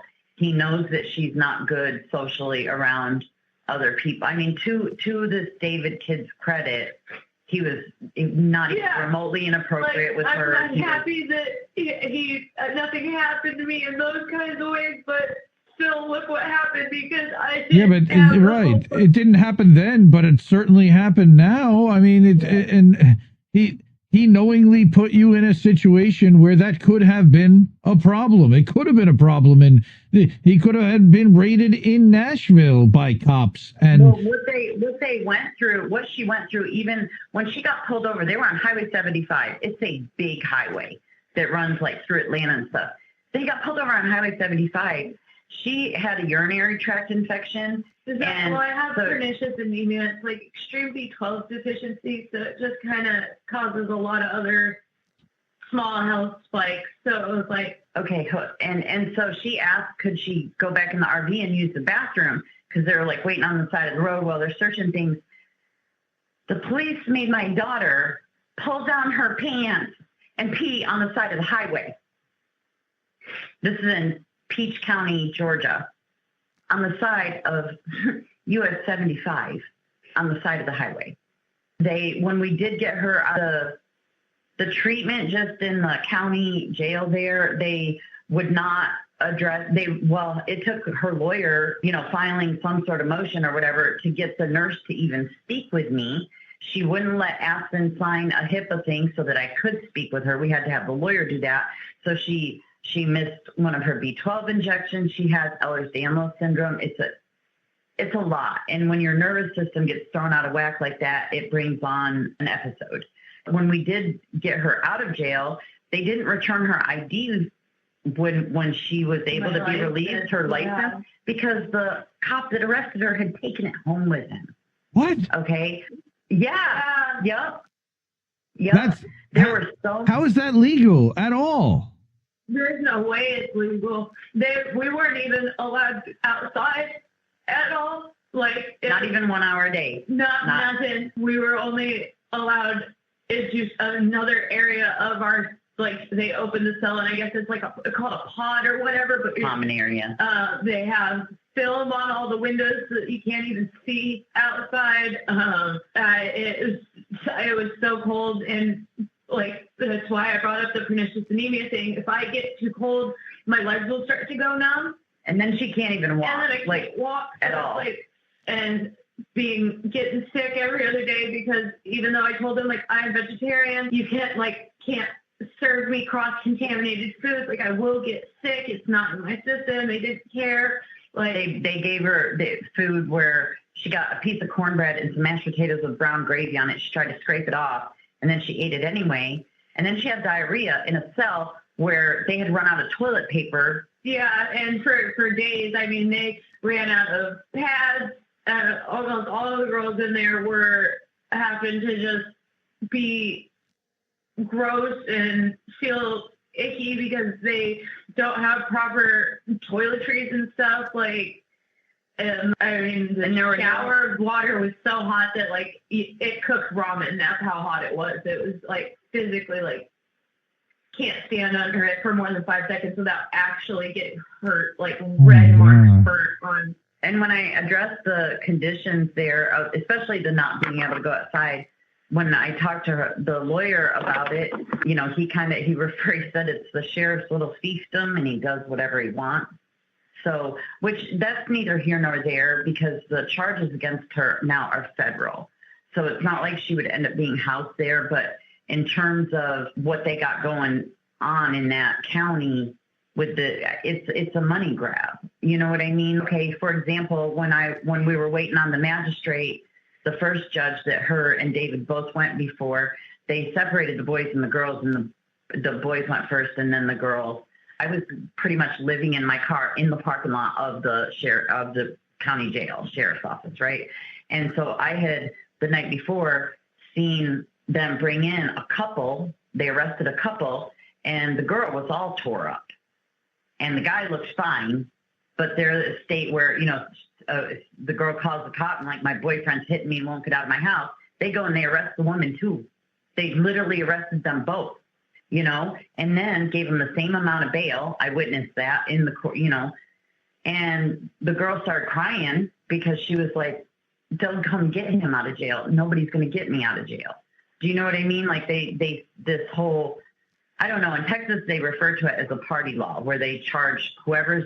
I'm not the best reader of people. I didn't notice anything untoward about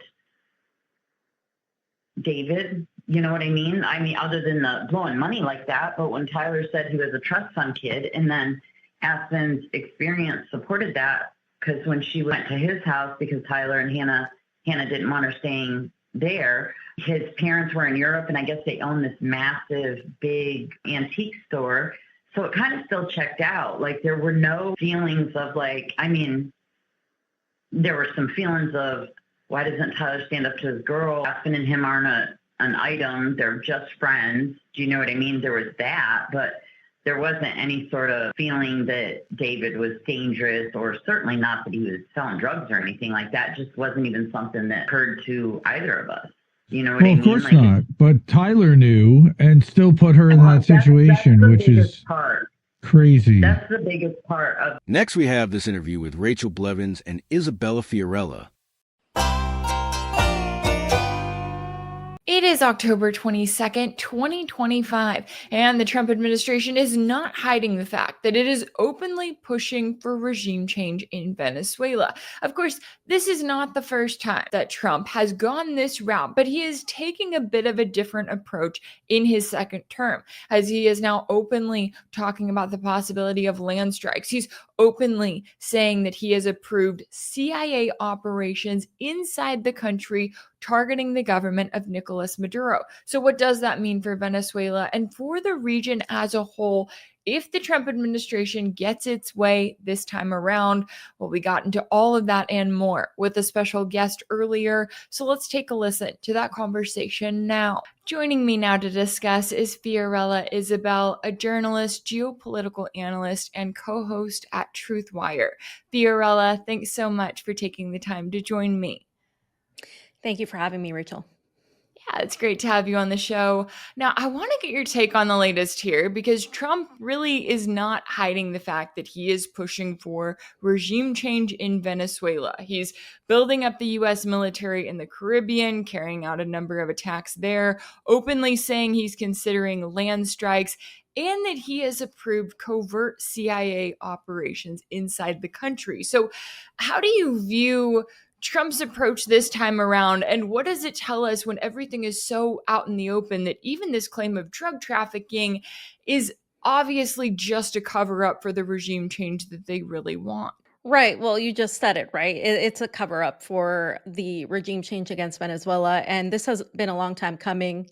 And we need to understand that the biggest threat right now to Venezuela isn't coming from Donald Trump, but it is coming from Marco Rubio. Marco Rubio is, of course, the one that has been pushing for war against Venezuela for now, I would say, decades since he's been in politics. He's a go-to Gusano. He's the go-to guy that has always cultivated this pro-imperialist sentiment, especially in Florida. When we talk about Miami, when we talk about the Miami Cubans, the Miami Venezuelans, he has cultivated the opposition forces there. And before he was actually part of the Trump administration, he had been pushing throughout his career to get at Venezuela via funding NGOs. And this was all revealed through the data leaks, actually, ironically, that we've been having. Even Elon Musk's own NGO attempts to get rid of the NGOs highlighted a lot of this. This is nothing new for the Trump administration. The other part of this is that Donald Trump was always going to pivot towards the Middle East and Latin America during his second term, because of the fact that he's trying to promote himself as a peace president. So it's not coincidental that we're seeing the timing of all of this happening right now. For example, he is being promoted as a ceasefire peace president, while of course we see Israel violating the ceasefire, and simultaneously he is being pushed as the one that's going to bring peace in Ukraine, when we very well know whatever may be achieved is only temporary and conditional. And of course, we've heard this time and time again that there will be some sort of reconciliation. And again, this is always going to be on US terms. And so while we're seeing that mechanism of Trump being poised as the guy that's going to bring an end to the wars, we see him pivoting to the Middle East towards the expansion of Greater Israel and, of course, to Latin America, where he, of course, wants the oil, he wants the resources, the gold, very, very important minerals for the coming tech, fourth industrial revolution of sorts. We're talking about the minerals that are going to help with AI, with computer development. And so Donald Trump is really looking at a transactional, I would say, operation more than any sort of just boots on the ground. I think what we're seeing in media is a portrayal of military boots on the ground, but really whatever he does, as you mentioned earlier, the CIA is involved, is going to be an attempt to covertly have this regime change through, I think, trying to turn members of the Venezuelan military, trying to turn people and scare them into submission. And this has failed many times in Venezuela, but the US is definitely putting all their forces out for this time. Yeah, and I'm glad that you bring up Marco Rubio, because I know that, there's been a lot of talk about him and kind of his central role. And we knew that this was going to happen, right? We knew as soon as Trump chose or maybe selected Marco Rubio as his Secretary of State that there was going to be a focus on Latin America. And it's interesting because I think about when we went through this with Syria in 2014, 2015. And if you brought up the CIA, you were called a conspiracy theorist, right? You were demonetized and censored on social media. The idea that the CIA would get involved and, try to overthrow the Syrian government while at the same time coincidentally fighting ISIS, that wasn't allowed to exist. But here we kind of have it all laid out of this is exactly how the Trump administration plans on doing it. Given that it's out in the open, what are your concerns about just how far the US could go here? Yeah, well, the thing is, that's it, right? We're being told openly that the US has a CIA involved, that they are getting all their intel and their information directly from the CIA, that this is now being openly written throughout mainstream media, including The Guardian. And, the fact that we're being told this signals to me that whatever happens is going to be done actually in a more way that is not just covert, but is justified through some sort of what we would call a false flag attack, some sort of excuse to give them the red light, right? We're seeing the narco trafficking, the drug trafficker excuse being thrown out there with no evidence. And the fact, of course, that Gustavo Petro, the president of Colombia, pointed out is that the majority of the drugs and the majority of the capital from the war on drugs, as we know, has gone to the United States for the United States, and even recognized by international law, by the UN. Venezuela has very little to do when it comes to the war on drugs, when it comes to narcotics. So obviously that's an excuse that's not even sticking. But what I think we're going to see in terms of this time around, especially with Marco Rubio as Secretary of State, I think what we're going to see is an overt type of justification for doing this. And the thing is, I think we're at a point in the US where we have become aware of a lot of this where we weren't at before. So I think that the reason why it seems so open to us too is because people have found out through what's happened in Gaza, through what's happened with Russia and Ukraine and Russiagate and all of these things that have happened, especially in the last 5 years, that the United States has been doing this for a long time. And so it's getting more difficult for them to actually come out of this as something credible, to actually give the excuses of, oh, yes, we're going in, we're going to save the American people, we're going to save, the American public from these drug cartels. But the reality is that, unfortunately, there's a sector of the population that still supports Donald Trump that is justifying this just based on the fact that, we need to clear our borders. We need to go after the people. There's justifying surveillance. And so they're surely going to justify targeting innocent fishermen, which is some of the latest people from Ecuador as well that the Trump administration has killed, violating international law. So we're going to see that, I think, happen. But what I think is more so along the lines of our footprint, so you will, the modus operandi of what we do, is going to be a story thrown out there of something going on, but more so done covertly. We've also seen, by no coincidence, Maria, what's her name? I'm blanking on Maria her Corina name. Machado, yeah. Maria Corina Machado, who wasn't even the candidate last time around, if you recall, but she is the one that has been, of course, thrown into the Nobel Peace Prize nomination, and she won. And then, this whole thing being paraded around her is the fact that this is now the pivot. Like, okay, look, she's the one that's going to bring democracy to Venezuela. Let's put that out again. And I think it's really sad and pathetic because they've tried this time and time again and it hasn't happened. However, I think because there's so many distractions going on in the world right now, this is why they did it now. Right. This is why they're trying to get away with it right now. Yeah, and you see the timing of it, right? Trump acting like he solved everything in Gaza, right? Don't worry about the genocide that's still ongoing. He brought a ceasefire there. Everything's good and figured out there. Don't worry about the famine. But then over here, as you're noting, you've got Maria Corina Machado coming back into the spotlight. And I thought it was interesting. I know some clips have been circulating on social media of an interview that she did with Donald Trump Jr. back in February.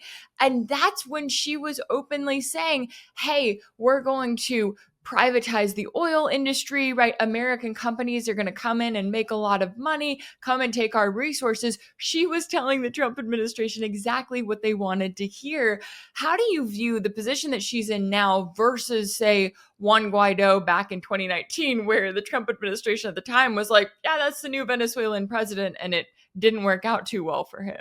Yeah, I mean, I think that the pivot, I think the strategy shift is like they're not denying the goals. And this is kind of also part of the Trump administration's flat out like, hey, we're gonna say the quiet part out loud. We're gonna tell the truth and we're gonna get away with it because this is who we are. We're gonna embrace being the police of the world. We're going to embrace being the bullies and thinking Latin America is our backyard. We're going to embrace the Monroe Doctrine, and we're going to go after the Venezuelans at a time when we're promoting peace. Look at us. Maria Corina Machado is essentially going to bring democracy, and it's going to help the American economy. Because if you look at the focus of the US right now, it's the economy. It's the fact that things are so expensive, that there's inflation, that there's so many things happening in the US economy wise that maybe this will actually ring some sort of truth for many people in the United States. Not that they really care about Venezuela, but hey, maybe this will benefit the economy and it will benefit us Americans. That's what he's selling. And that's what I think a lot of people are buying when it comes to that. And I think because of the fact that Maria Corina Machado has been a figure behind the scenes so much in the last election attempt that she tried to steal, that still media to this day say that Nicolas Maduro lost the election. I think that the fact that there's so much importance surrounded towards her is kind of signaling that there are more resources being poured in than before, that they've learned from their mistakes, and that they're trying to, in a way, I think, use this sort of blackmail on Venezuela. There were rumors that, for example, Nicolas Maduro gave everything up. If you remember that Donald Trump said, oh, he tried to give us everything because he's so scared that we're going to come in. Well, according to my sources, those rumors that Venezuela was going to stop trading with Russia and China are false. That Maduro didn't actually say that. And again, Donald Trump says one thing and we don't really know what's true or what's not. And this is, of course, not just relegated to him, but to other presidents as well. But in particular, when it comes to Donald Trump, he tends to speak in very big boastful type of language. And what I think is happening here is also an attempt to figure out, how Venezuela is with Russia, how Venezuela is with China, what are their alliances with Iran, because there is also that alliance with Iran. And, Russia and China will support Venezuela when it comes to strategic partnerships, when it comes to even defense in terms of manufacturing, in terms of things like that. But if there were to come a point where there was an actual war waged on Venezuela, the way Russia and China operate is very pragmatic. They don't get involved. They sort of say, we need to follow the UN Charter. And that's kind of what Lavrov recently said. He said, we condemn the interference on Venezuela's sovereignty, and we hope that peace can be resolved through the UN Charter. So I think there's also that testing of seeing, how Venezuela is doing. Do they have the military capacity, they say, because Venezuela is arming, right? They're doing the Plan Independencia. They're gathering all sorts of militias. They're training, they're preparing for an actual confrontation.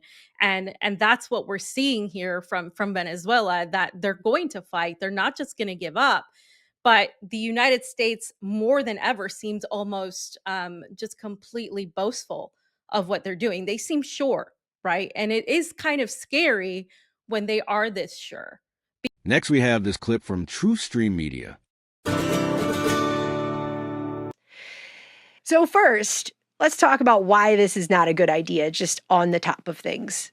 The top of things is that even if the government says, we're only going to bring this in right now to only do this one function, as you know, and as I know, and as we have all seen, governments change, and governments take power when they decide to, and governments do things that's way outside of the purview of what they were ever even consented to or created for in the first place, and they do it all the time under the guise of whatever, emergencies, war, whatever they think of, whatever. A state that basically thinks that the only way they can govern us is to survey us, is to snoop on us, is to keep tabs on us, is something that we should see, and the word you use is quite right, sinister. So that's the first thing.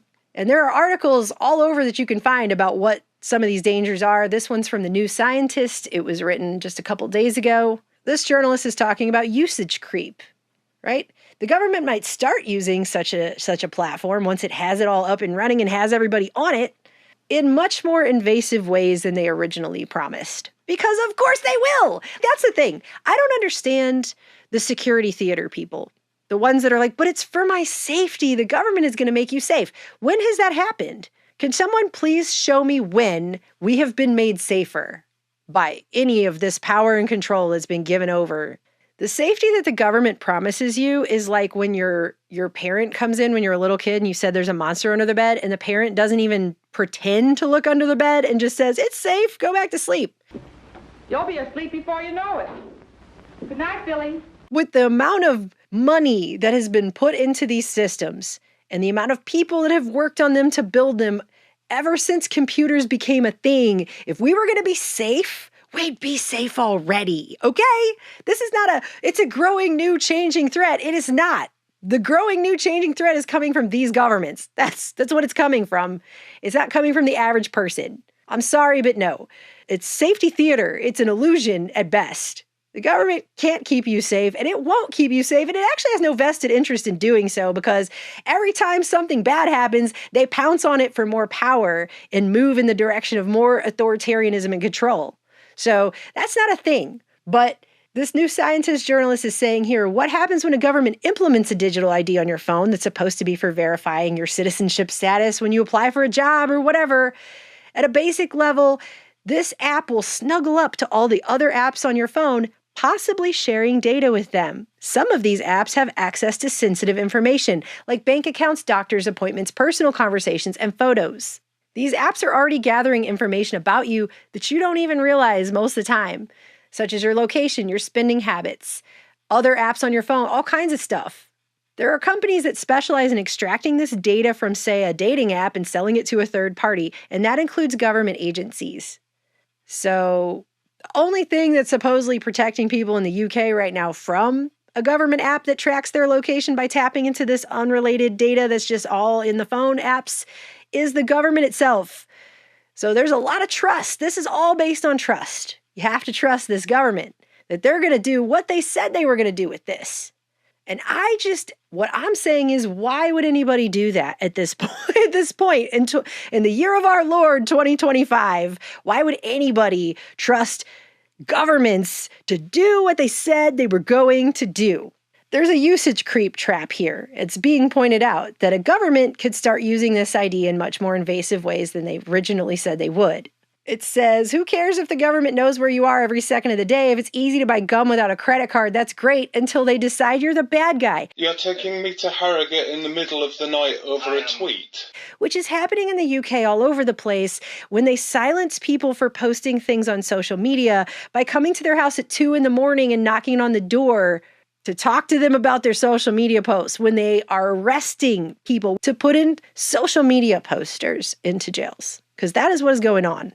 I hate to say it, but we're really right back where we were 300 years ago with some of this stuff in terms of the government censorship and control over people. But this is a whole new level of control with having this much data. It's really insane that we're even about to consider walking into this as a human race at this time. And so there's all these articles. You can find them everywhere about how this is a danger. And by the way, part of the PSYOP is saying, well, they're already spying on you. They already have all your information. So why does it matter? Well, obviously not, because if that was just the case, they wouldn't need to do this, right? So that's part of the PSYOP. Is there's a lot of bots online right now, especially on social media platforms, that have been programmed to try and extol the virtues of this agenda to you and make it appear as though there's widespread public approval. These bot comments are usually posted at the top, underneath government posts and what have you. And they're literally AI that's been programmed to try to train and program you to accept this agenda. Obviously, this wouldn't need to be taken to this level if they already had what they needed. So the idea that they've already got everything and we should just go along with it is ridiculous. But a lot of people don't realize that when they're on the internet now, they're most likely interacting with AI every single day. But that is what's happening. So if you don't have the government having all your information in one place being scary enough, considering how authoritarian these governments have become, then you also have all of this hacking potential. And this is sensitive data. It's all the stuff about you. And if you haven't seen it and you don't know this, we live in a world where world leaders are now having a designated person who carries around their poop suitcase. Okay? That's the level we're at. There's a man whose whole job, well, maybe it's not his whole job. He's probably got other stuff to do. I mean, I can't imagine his whole job is just carrying around Putin's doo-doo all the time in a suitcase that's handcuffed to his wrist. But that's a thing now. Because apparently your biological material is so valuable with this technology, they can basically decode you and use that against you in ways that are very frightening. But once you can probabilistically and through modeling be able to much better see what's going to happen. Take, for example, the fact that we already can start to see signs of Alzheimer's many, many decades potentially before a person starts to manifest the condition. Do they want to know? And if they don't want to know, should other people have the ability to know? Should an insurance company be able to make choices about whether to cover them? Should an employer have access to that information to make decisions about whether or not they are somebody that they ought to employ? So there you have doo-doo suitcase guys. That's what they do. They just walk around with a doo-doo suitcase handcuffed to their wrists and make sure no one else gets access to the doo-doo. Can you imagine if that was your job just for a second? I mean, you get up every day, get dressed, look yourself in the mirror, and you're like, yeah, that's what I'm going to go do. I'm going to go carry that doo-doo. Whatever. It's 2025. We're all carrying doo-doo, right? Anyway. Recent leaks and media coverage may have given you the impression that ID cards are about to be dumped. I'm afraid nothing could be further from the truth. Inside Parliament, in a battle that's taken so far almost 2 years, a general election, and now 3 Home Secretaries, the government have managed to force through a piece of legislation that is not only their widest attack on civil liberties to date, but that represents a fundamental shift of power between the citizen and the state. The people inside here are not our masters. They are public servants, accountable to all of us. Something that this government seems to have forgotten in its pursuit of its ever more authoritarian agenda. Even during the course of No to ID's battle, they've made it illegal for people to protest outside Parliament. Something that people have had the right to do for many hundreds of years. And in case you didn't know, Tony Blair was trying to get this put in the UK years and years ago. And it was not popular. This was not popular. And it actually ended up falling apart. And he's come out now, of course, once again on the scene to say how great this is going to be for everyone. We can ensure that digital ID enhances rather than threatens personal privacy. The key is building trust. To have this Cthulhu of the void feasting on everyone in some surveillance nightmare. Here's just one example of how this could be used coming from his own Institute for Global Change. Because as you all know, if we're going to have global change, we definitely want Tony Blair on that. Anyway, it shows right here that there's a keep your community clean and safe area to report issues. And one of those issues has to do with noise complaints, vandalism, etc. So you could turn your neighbors in for all these things, right? And then at the bottom, you get a community impact score for how many reports you've made, issues you've fixed. I'm doing derisive air quotes. I mean, you're getting scored on how many times you're turning in reports here. They're gamifying, basically turning your neighbors into informants like it's some kind of Stasi level, but with a gamification layer added. That's what this looks like. I mean, come on. For vaccines, you've got to have a proper digital infrastructure. You can only see this in a good light if you're trying as hard as you can to ignore the reality of what world we actually live in right now. And the shameful thing is that the people who created the war are still being given awards, are still making huge amounts of money, and in the case of Tony Blair, is still being invited onto the BBC to give his views on absolutely everything, instead of being in the dock at The Hague, which is where I think most people in Britain would like him to be. When they create an illegal migrant problem, they facilitate those people into our country and then tell us that the only solution is for us to all give up our freedoms and have a digital ID. This is what they did. They're doing the you break it, you buy it strategy of just opening the borders, letting in everyone, pissing everyone off, and then going, oh no, look what we did. We spilled the milk. We're going to have to pick that up. And here's how we're going to do it in a way that sucks for you all. That's right, because we need more control. We obviously didn't have enough when we completely caused this entire situation so that we would have a problem that we could then justify the solution after getting you all to react to. Problem, reaction, solution, absolutely. And that's what this obviously is. And so they tried to do this, but it was ultimately scrapped under Tony Blair's coalition government back in the day.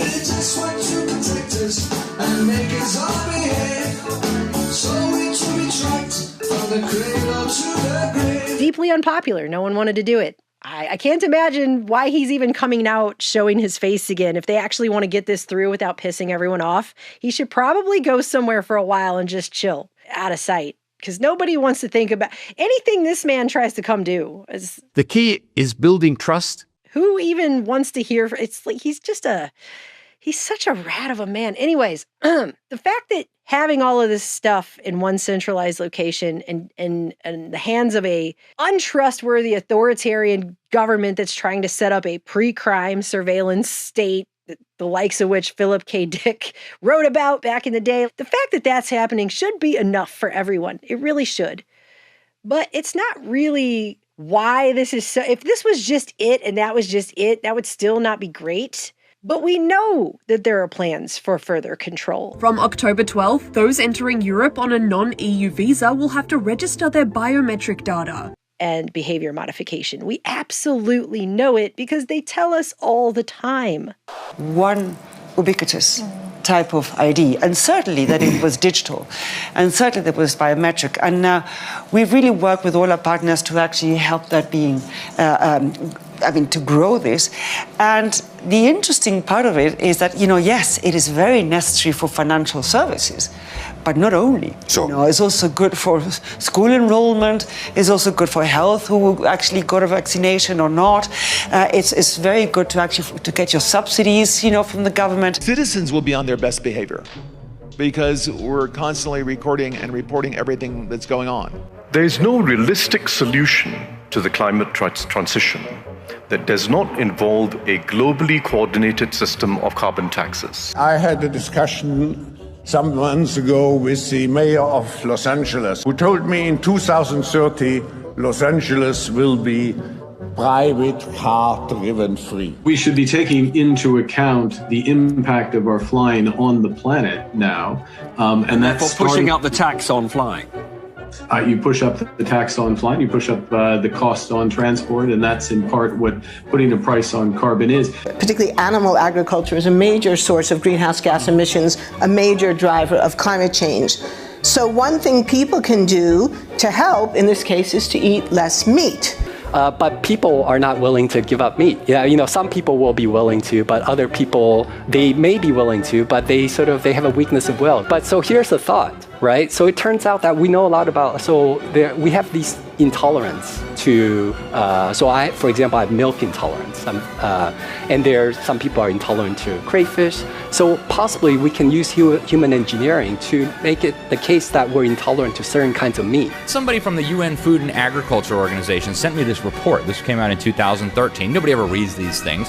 But he said, this is important, you have to read this. So I read it and ended up writing an article about it. It was published in May of 2016. UN let them eat bugs. The report was about how they're going to make us eat bugs, how meat and chicken and traditional agriculture were not sustainable, and the food of the future was going to have to be creepy crawlers.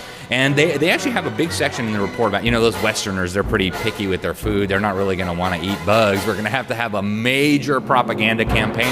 They're building a system that's going to link to this, and it's going to be able to track, trace, and control everything that you buy. A key difference with the CBDC is that central bank will have absolute control on the rules and regulations that will determine the use of that expression of central bank liability.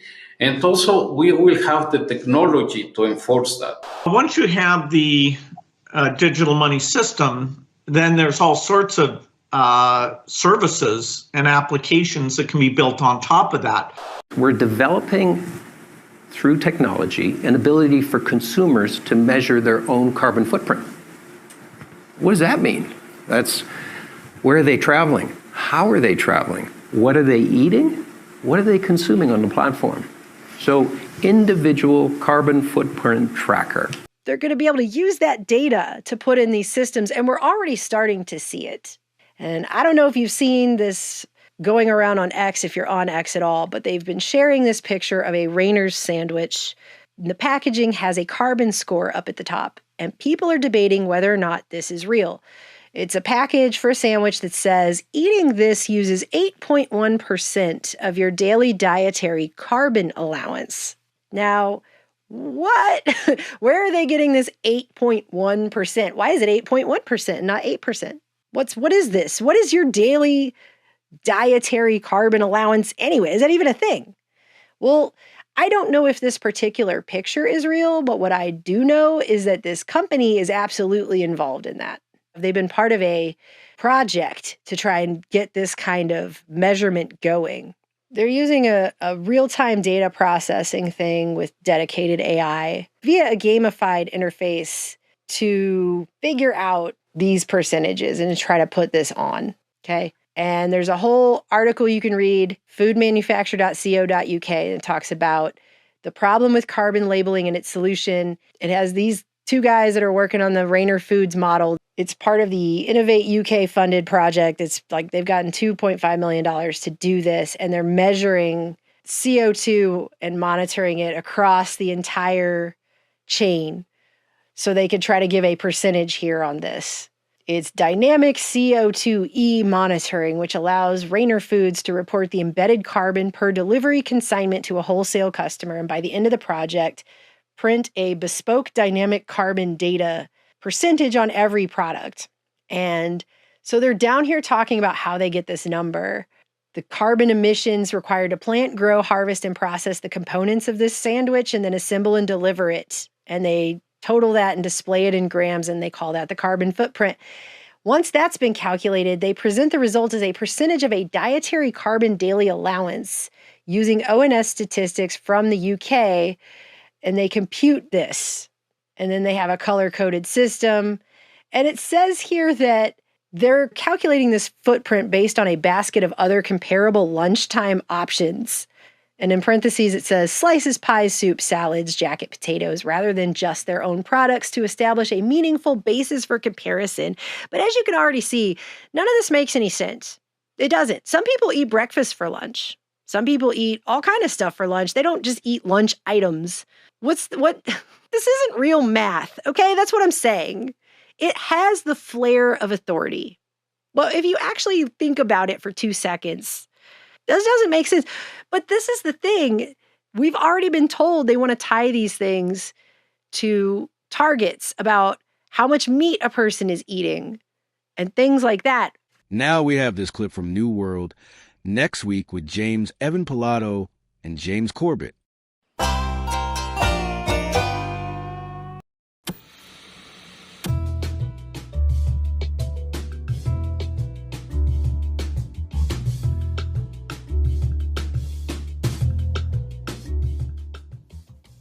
Welcome back to New World Next Week. I'm James Corbett of CorbettReport.com.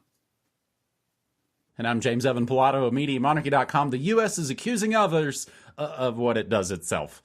We've got that story, plus Dr. Billy Gates' fake meat financial fail. But first, in just 7 brazen minutes, thieves grab priceless jewels from the Louvre. The doors of the world's grandest museum had been open to the public for just 30 minutes when 2 burglars were lifted up onto a second-floor balcony on the building's south side. Their faces concealed, they rode a Mont Mobles, a truck-mounted electric ladder that is a common sight on the streets of Paris, where it's used to ferry bulky furniture through the windows of apartments. Once there, they used grinders to break a window, setting off security alarms, burst inside the gilded Galerie des Palais of the Louvre Museum, where a prized collection of royal jewels and crown diamonds is held in a succession of cases. They smashed 2 cases, sounded off more alarms, and snatched 8 precious objects, including a royal sapphire necklace, a royal emerald necklace and its matching earrings, and a diadem, ornamental headband worn by monarchs and others as a badge of royalty or local tradition. Always be learning in alternative media. Which was worn by Empress Eugenie, the wife of Napoleon III, France's 19th century ruler. The burglars went back down the ladder to a road shouldering the Seine and made their getaway with 2 waiting members of their team on motor scooters. In all, it took no more than 7 minutes. It was the most brazen and possibly most costly theft ever staged at the Louvre, which houses the country's most prized art collections. French politicians publicly mourned the loss and railed against those they deemed responsible, loudly demanding to know how such a thing could happen at the world's most famous museum at 9:30 on a Sunday morning, because that's when we knew you weren't paying attention.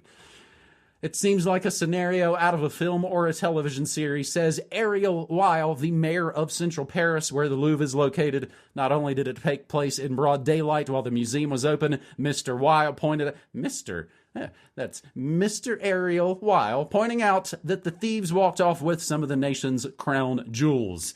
Those are the most valuable thing, not just from a material point of view, but from a symbolic one, he said in an interview. A correction was made to this article on October 19th, 2025. An earlier version of this article misstated which item the Louvre robbers dropped in their haste to leave.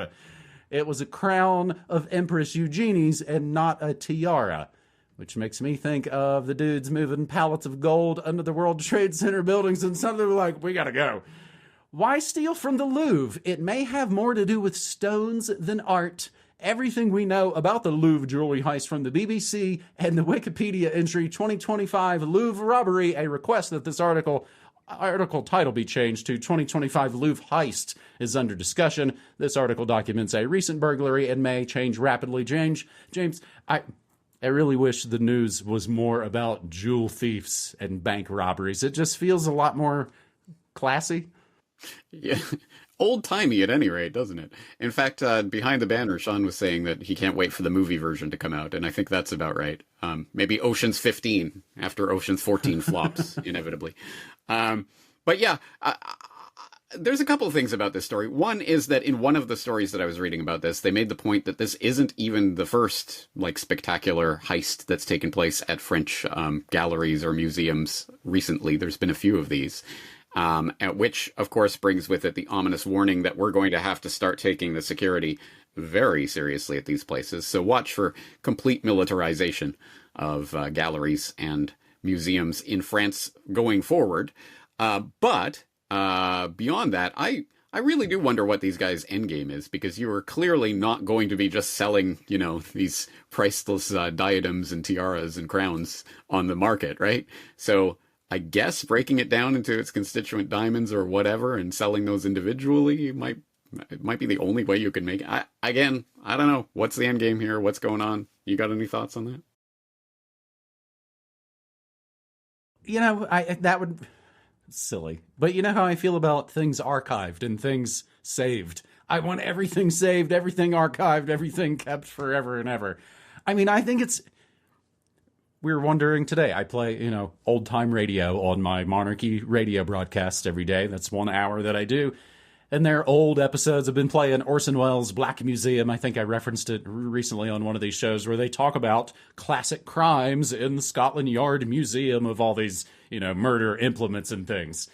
And one of the episodes was about the value of all these diamonds. You had to kind of think, hey, maybe diamonds actually aren't that rare and valuable. From my research, it shows it's a scam run by Cecil Rhodes and CFR, Royal Institute of International Affairs, with the De Beers family, of course, all colluding to tell these people that these things are super rare. Is 2 months' salary too much to ask? You're damn right it is, especially probably in 2025.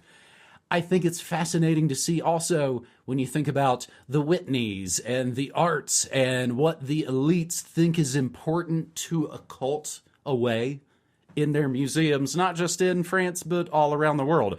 Because I guess if you would ask the average person on the street, they might think, hell with these demons, I'm struggling to eat, and they, of course, are all in opulence. It would be like if your president were eating empanadas on TV while you guys were all starving to death in Venezuela or something. That's how we get going here on New World Next Week, episode 607 episodes of New World Next Week. In other brazen daylight attacks, China accuses U.S. cyber attack on the National Time Center. James, I was worried we were going to have to start messing with the space-time continuum. China accused the U.S. National Security Agency of carrying out cyber attacks on its National Time Center, saying any damage to related facilities could have disrupted network communications, financial systems, and power supply. The Ministry of State Security alleged that the U.S. agency, NSA, had exploited vulnerabilities in the messaging services of a foreign mobile phone brand to steal sensitive information from devices of the National Time Center staff in 2022. Hey, just be glad we didn't make all your, pagers all explode. It did not specify the brand. The U.S. agency also used 42 types of special cyber attack weapons to target the center's multiple internal network systems and attempted to infiltrate a key timing system between 2023 and 2024, it said in a post on WeChat, a Chinese social media platform. The ministry said it had evidence, but it didn't provide it in the post. It said the Time Center, okay, thank you, this is what I want to know. It said the Time Center is responsible for generating and distributing China's standard time, in addition to providing timing services to industries such as communications, finance, power, transport, and, of course, defense. The ministry added that it had provided guidance to the center to eliminate these risks. The U.S. is accusing others of what it does itself, repeatedly hyping up claims about Chinese cyber threats. The Post said Western governments in recent years have alleged hackers linked to the Chinese government have targeted officials, journalists, corporations, and others. The ministry statement could fuel tensions between Washington and Beijing on top of trade, technology, and all the Taiwan issues. The U.S. Embassy did not address the Chinese allegations in an emailed response, because they don't use WeChat, because that surveils you. The response focused on China's cyber attacks, calling them the most active and persistent threat to the U.S. government and companies. And in related news this past week, Amazon's AWS, Amazon Web Services, outage on October 20th knocked off all the services. Alexa, Snapchat, Fortnite. How are all the kids going to dance and fight each other? And then pay each other with Venmo for the pleasure and more, all offline for hours. Amazon's brain drain finally sent AWS down the spout, and we've been wondering about Trump's brain drain of the U.S. as well. But the little top to all of this. Amazon engineer had to leave his personal yacht for 4 minutes to come down and fix stuff for you losers. Distinguished engineer fixed AWS outage in 4 minutes. Boring old white guys for the win on a boat, James. All right, some crazy stories here. On the Chinese story, I think what's interesting to me is that it is basically the flip side of what we've reported and laughed at many times over the years here, which are these hyperventilating statements about, oh my God, the latest Chinese cyber attack on the U.S. Oh my God, they stole a bunch of stuff. They almost got in. They could have shut down our power plants or whatever. And invariably, as we always point out, what on earth can the average Joe, you and me, here at our level of the propaganda pyramid, possibly discern from stories like this? It could be completely, totally, 100% fabricated, or totally, completely, 100% real, or anything in between. And how would we be able to sort it out on our side? We don't have access to the server logs or anything that would even begin to allow us to take a look at a story like that. So, equally so, when the U.S. is hyperventilating about these dastardly Chinese and Russians, the Chinese hyperventilating about this dastardly U.S. attack, again, we have absolutely nothing except their say-so to take it on. So take it with a huge grain of salt. Having said that, I hope people understand, I am sure there is cyber warfare going on. And I am sure the U.S. is attacking China all the time. And I am sure China and Russia and everyone else is attacking the U.S. all the time. I'm sure this is going on. It's just we have absolutely no insight into it or what's really taking place. So look at something like the AWS problem. The Amazon Web Service problem, the shutdown that affected me, and I'm sure many people who were online that day. I noticed a number of services, including Substack, going down for hours. So it certainly did have an effect. And if they had come out and said, yes, this was all part of some dastardly Chinese cyber attack, what would we, who would be able to say no? Maybe there would be some eggheads who would be able to go, well, actually, it's the DynamoDB server failing to connect to DNS or whatever. But probably the vast majority of the public would just go along with it and start saying, well, we better bomb those damn Beijingers back to the Stone Age. So, again, it's a harrowing story, given how much we are now technologically dependent that at any time they can pull the cyber false flag switch. But thank you for picking up on specifically the note about the National Time Center. That's just a fascinating part of this story, too. And how, it's something that the average person obviously spends zero time thinking about. But timekeeping is actually an incredibly important part and an increasingly important part of our increasingly digital lives. And how that is done and what national services are set up to do it is actually a fascinating tale. I randomly was at the library here, and since I can't leave a library without getting a book, I got a book recently about time, A History of Civilization in 12 Clocks by David Rooney.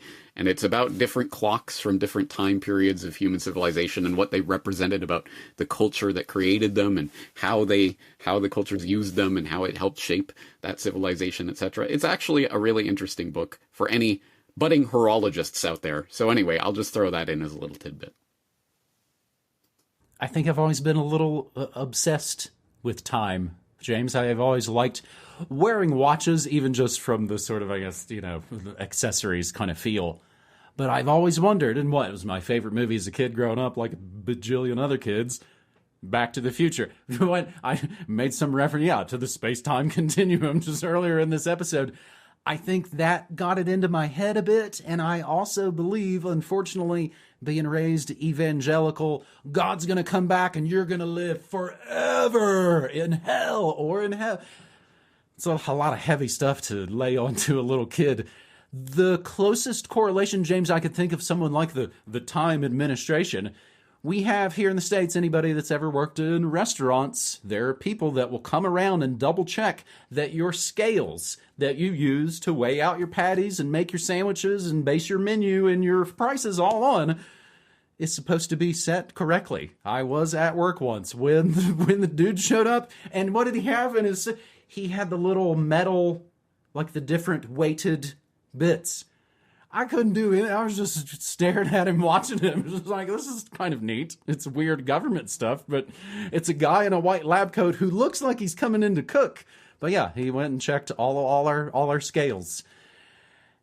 And it's one thing for us to speculate about the events of JFK, 9/11, Charlie Kirk. When it's a real-world event, we can, for the most part, lay our eyes on and do more discernment and do more research.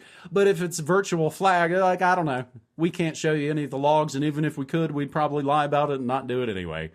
Virtual flag terror. So where do we go for our third and final story on this New World Next Week 607? We usually go to something kind of organic, or in this case, very inorganic. Green flagship Beyond Meat plunges after debt restructure. Grabbing this from What's Up With That. Bill Gates' Beyond Meat, promoted as a climate-friendly alternative to real meat, is struggling with consumer backlash against processed foods. Shares of El Segundo-based Beyond Meat fell to less than $1 after a debt deal, down from their 2019 peak of nearly $235. The plant-based meat maker has seen sales plunge from $465 million in 2021, when everybody couldn't stop flapping their guns about it, to $326 million last year as consumers return to animal protein.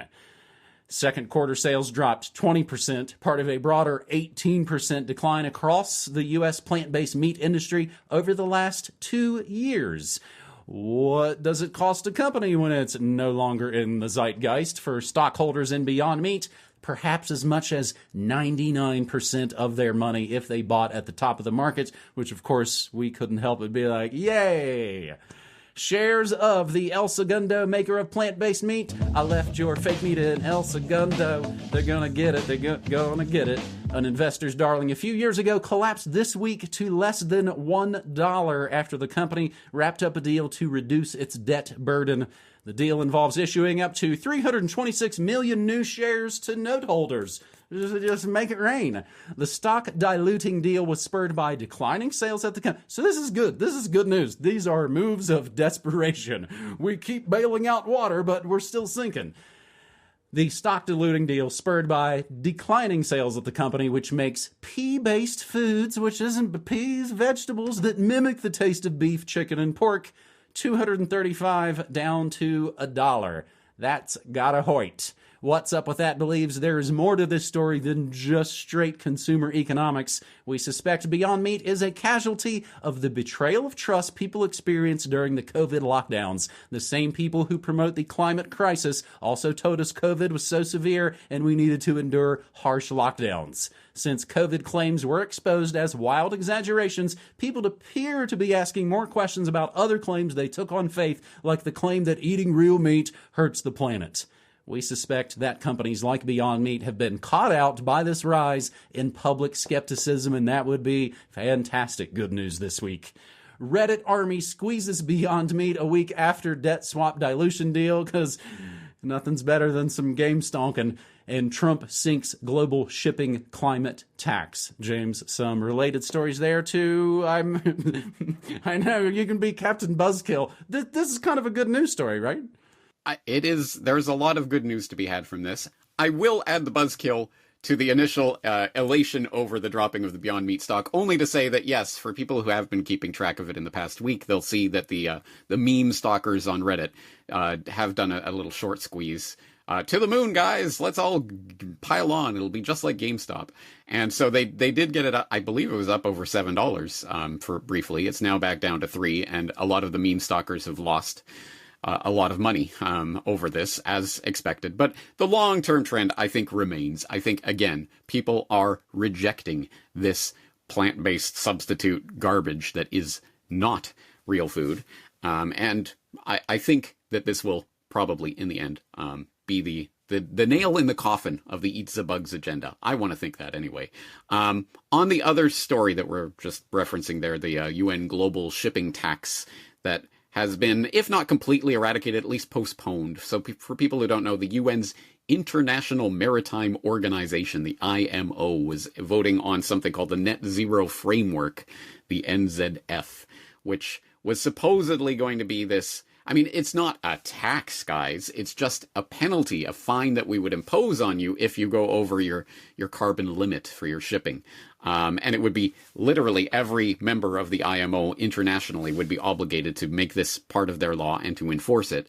So it would, in effect, be a global tax, or at least the foot in the door for a global funding mechanism for the UN. And I've been screaming about this for years. When the UN gets its global carbon tax in whatever way it is, that is the cornerstone, the foundation for global government. And that's how they're going to get the tiny little wedge, just their foot in the door, and then the globalist beast enters. So for people who want more, I will direct them to the actual statement. Broken clocks right twice a day, whatever it is. At any rate, the actual statement from Secretary of State Rubio and Secretary of Energy Wright and Secretary of Transportation Duffy on taking action to defend America from the UN's first global carbon tax, where they do correctly point out this is economically disastrous and a bad idea, and we do not want a global carbon tax on the world. Well, you know what? I'll agree with them in this case at any rate, so people can go and read it in their own words there. I'm just gonna dance now, fuck this shit, cause we don't have a chance now. The whole world is fucking gone to hell. Makes me wanna fucking scream and yell. Fuck this shit, I'm just gonna dance now, fuck this shit, cause we don't have a chance now. Guys, all rock. Thank you for being here and hanging out and being a part of the show. We do love the hell out of you. And we can't do the damn thing without you. It's a value for value gig here. If you're new here, you're kind of, just getting into the thing. This is how the show works. Every time you see not only AM Wake Up, but every other show that airs on the channels, all of that content comes to you for free. Nothing is ever going to be put behind a paywall. There's no subscribe to this to get that. You don't have to learn a secret handshake. We get $0 from advertisers. We get $0 from paid sponsors. That's why you don't hear 10 or 12 minutes of ad reads and shit at the beginning of the show or throughout it, because it doesn't exist in this environment. Instead, if you guys see value in what we're doing, you like the conversations, you like the guests, you like the jokes, whatever it is. If you see value in that, send it this way, and that's how we get to do the thing. There's a whole bunch of different ways that you can participate. There's a couple of things that we definitely need to see from you guys. Most importantly, time, talent, and treasure. Time and talent, because it's just me doing all of the things 7 days a week in order to make sure that you guys see this stuff and I participate and hit the fucking like button. It's not going to break your wrist. I promise. I promise. On the talent end, if you make clips, please do that and get them out there. I don't care if 3 people are going to see it. If you tag us, we'll retweet it too, and then 3 more people are going to see it. The way that we're buried in the algorithm. But it helps. Every little bit helps. Exact same philosophy applies to the treasure part. Every little bit helps. If you're at all in a position to contribute to independent media, all of the direct donate links, including Bitcoin, are in the description. So if you have, 55 Bitcoin and you want to give the show 1, it's going to get dispersed to at least 5 other content creators that day. Kind of a fucking ass clown wouldn't have the heart and compassion to donate to baby Steve.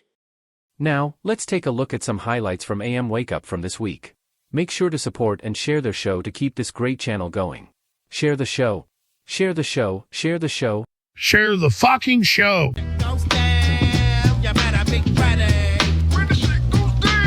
Okay. Well, it is what it is. But you know what? At least, Steve, they're not tyrants. They're not kangs. They're not kangs. You know what I'm saying? They just get into office and never go away. until the grim specter of death finally meets them to welcome them home. Until the creature that looks like looks like Bill Gates just comes behind you. Just, are you ready? No, not now. Your time has come. Death shows up and it actually is Norm Macdonald. Yeah, right. Dude. That's funny. Let's see. We got an abundance of Trump this morning, which doesn't make me feel great. Yeah, no. I need to catch up on all my political Trump nonsense. All the news blurbs. I saw a couple things on Al Shara, and I'm just like, yo, I'm enough of this dude. I've had enough of this guy. Like, he's just, hey, put him on the movie, bro. Coming to a theater near you, 2026, Al Shara, based on a true story. You know what I'm saying? Music brought to you by Black Eyed Peas. It's like a early 2000s, like a cool comedy. You know. All right, I can see it. Like, he's everywhere, bro. Like, why is he popular? You know, like, but then again, he's being primed. But then, of course, Trump and the fiascos he's into. I'm just curious to know your thoughts on all that, man. Especially on the skills of the carnival and all this. Dude, I really did spend like the weekend in a news-free type of zone. We saw some of the like the fake footage, the fake No Kings footage, where MSNBC tweeted out something from like a 2017 demonstration or film of it. And I have that. I'll bring that up in a little bit. Oh my god! But I mean, look, I think because of the way that Israel operates, I think that Trump is going to lose even more people going into this week than he had prior to that. Wow. Because how can you run around bragging to people that you single-handedly saved the Middle East and solved the Israel-Palestinian conflict when Israel can't hold a ceasefire for more than an hour without having to massacre some Palestinian children? It never gets old, bro. It never gets old. Like, it's the same thing back to back to back. Like, it's not funny, you know. Like, I like morbid comedy sometimes, but it's like Groundhog's Day of fuckery, bro. It's the same things over and over and over and over. So you can either play the game or you can just take a step back and just not participate in any of the foolery, man, because they're just going to suck you right into that propaganda. Yeah. Meanwhile, in China, this is what the cosplay community is up to. Oh, Lord. Oh, yeah. Lord. Hamas play. 困惑しますよ。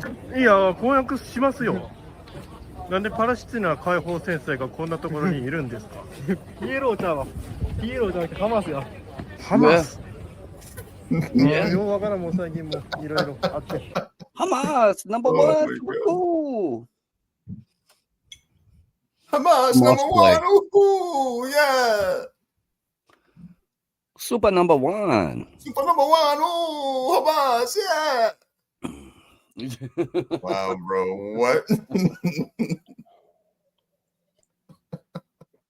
You know, Steve, I once heard somebody say, we live in a fucking cartoon. I don't know who said that, but that seems to ring very, very true. Dude. Where do you... it's not like you can just order that uniform up. You know, that's... Bro, it's China. You know he made it. What do you mean? Right. Order it. Homie went down the block. He's like, hey, I need you to, whip me up a Hamas real quick. The Hamas joint. Right. He just had his cousin down at the freaking Balenciaga factory. Bang one out real quick. Homegirl's like, "Hey, sugar, don't worry, honey. What's your size? Give me those numbers, baby." Mm-hmm. I'm pretty sure the 11-year-olds making Balenciaga's clothes don't sound like a dear sweet auntie, but you don't think they sound like a North Carolinian sweet Aunt Jemima type? Probably not. Probably not. That was hilarious, though. That's funny. Also very cartoonish. This is the recently widowed Eric Kirk, showing off the Presidential Medal of Freedom to the Turning Point USA kids. Oh, nice. USA family, but Yeah. I want you guys all to see the Medal of Freedom and be able to look at it in the back of it. Can't touch it. I'll break your fucking fingers off. But you can look at it, and we'll all talk about how great my honeypot, my husband was. And yeah, you can bask in his glory. So you put your name on the back. It's the first and last time they'll put a cross on it.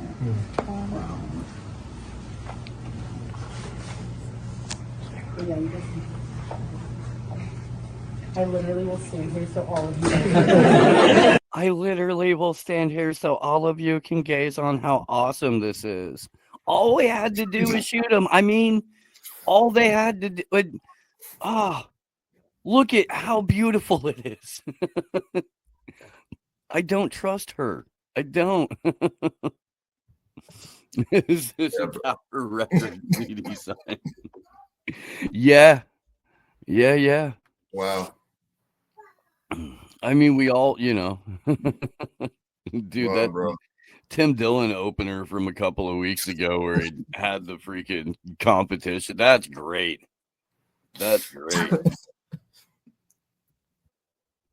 Play the drive-by acting video.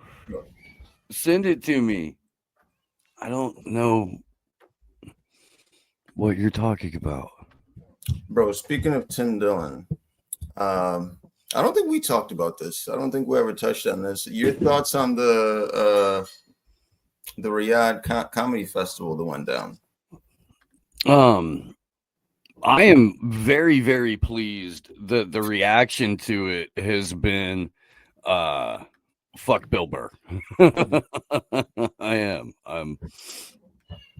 I think that everybody who's getting shit for it is only getting shit for it because when they're on stage, they're like moralizing to the audience, and Billy Burr hates billionaires. Right. Thinks every single one of them should get Luigi Mangione. Yeah. But if a head shopping Saudi trillionaire calls up, he's like, "Yeah, let's do that." I was gonna say, what does Krakamiko say? Hates white billionaires, loves brown trillionaires. Yeah. Oh man. Okay.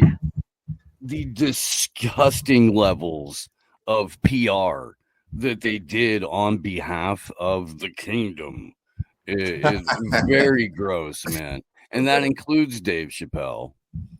Definitely. And Kevin Hart. I mean, Kevin Hart was he did fucking Soul Plane. Like, you gonna tell me that he's got like actual character when it comes to putting money in front of him? Hell no, dude. I think he's gotten less shit just because everybody knows that he showed up to sell out if he wasn't already an industry plant. Yes, exactly. But yeah, dude, I don't know, man. You're right. You have to talk to people who disagree with you, especially if they're handing you $1.5 million. Yeah, probably a great way to kind of break the ice on that conversation. For real. Yeah, bro. Just that whole comedy, like, it's just like, I mean, is anyone truly real on the main stage? You know, it's like you have your people on the sidelines, you have your like outside the line, you know, entertainers who of course are funny, you know, whatever, they get blackballed and all this shit. But I mean, like Riyadh Comedy Festival, and it's just like, yeah, these are the people I would expect. This is exactly who I would think would be here. And yeah, it's a little, you know, you got some oil on your hands, you know, but it is what it is.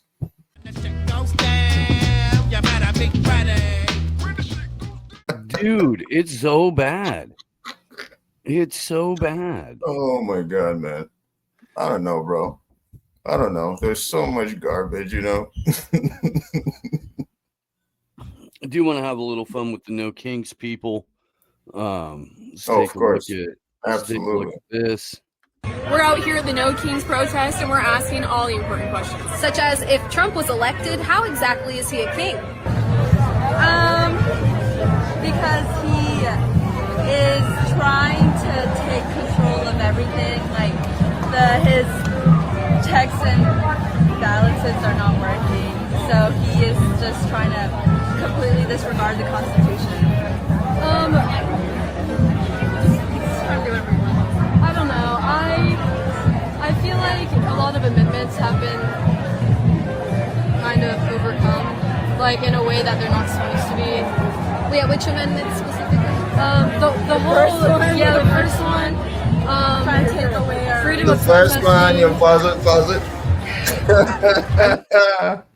The first one, the third, I think he's messing up the 4th and the 12th and the 16th. What are they talking about? Yeah, the 7K a post Israel fluencers down at the No Kings protest. The first one. Trying to take away our freedom of protesting. You're out at a protest You're because protesting. you're out at a protest talking about how you can't protest. Okay, Americans, bro, this is the problem, man. Every time like I get up here and I start talking about the law and I go on my fucking rants, this is the problem. You're seeing it in real time. This is it. You're protesting in real time and you're saying he's limiting your right to protest. He's doing something about your First Amendment. Is he really? How about the fact that he's an executive CEO, right? He's a president, the chief executive officer. That's the position by law. He's literally within his power to do what he's doing. You're just complying along and making it broad, making that shit apply to everybody when it doesn't. It literally applies to him in his department and people within his purview. That shit ain't talking about you, bitch. But you don't care. But you're out there saying, hey, he's limiting my first and my the right to slavery and the taxation without representation, Boston Tea Party. Got it. And also such as the Iraq. Such as places like Afghanistan, and we need to school for children in places like you know that chick is in the Trump administration now, right? Yeah, bro. Yeah. That's Pam Bondi, nigga. No. I mean the actual beauty contestant chick. No, you're not telling me. No, you're not saying that. Yeah. That's South Carolinian. Yeah. No, you're not. No, yeah. Steven. No. Yeah. No. All right, listen, finish this video, then we're gonna have to pull this up. I don't, dude.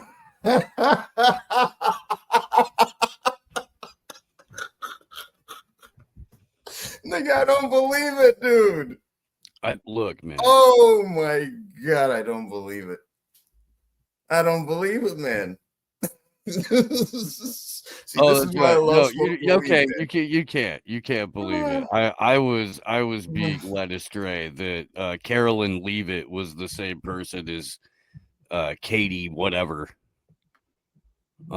Katie Upton, the Miss South Carolina lady. So no, incorrect. But yeah, might as well. I would say that it's because even though he was elected, I agree, due process, he got what he got elected fairly, sure. But he's doing things that make him a king. Like he's taking away, civil rights. That's a great question. I don't particularly think he's a king. It's how people are viewing him as. Actively switching the levers of power in order to subvert elections. And what does that mean? Things such as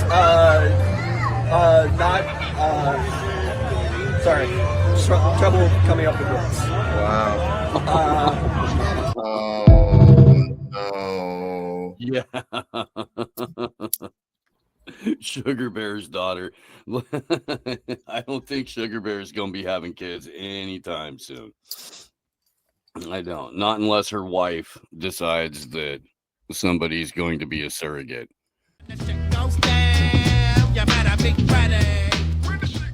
Or at least used to. Like Zhirinovsky used to get down. They just used to fist fight, and that was it. Let's see. This was the fake footage that MSNBC. They're probably not calling it the biggest fraud in American history. Hyperbolic Twitter account with the word patriot in all caps in it. Probably not the biggest fraud in history, but they did air a video from 2017 claiming it was a No Kings protest.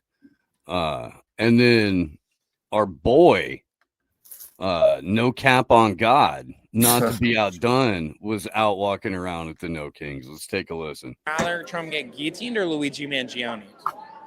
Guillotine. That would be so beautiful. Guillotine. Can we get a little waterboarding first? Yeah. we Mess up the hair. We want to watch it just go chop, and then the blood to go spurt, and the head to fall and roll. Oh. I mean, okay. I'm sorry, we can have these. There's fantasies. kids here. You shouldn't get so pornographic. I would have been happy if just the shooter would have just been over by 1 inch. That would have been. That would have done it all. Donald Trump has got to go. Guillotine or waterboard? Guillotine. Do we shave his head first?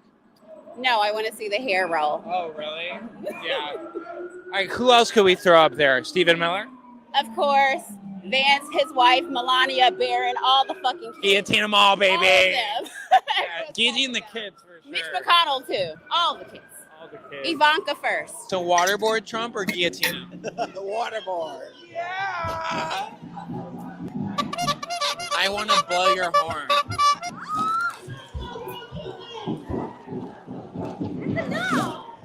I am doing what I can to change. I know there are parts of me that have this system and white supremacy still ingrained in me, and for that I apologize, and I strive every day to grow, and I am so grateful for my lover who recently we got married so she can stay in this country. And this marriage and this love is in the name of against fascism.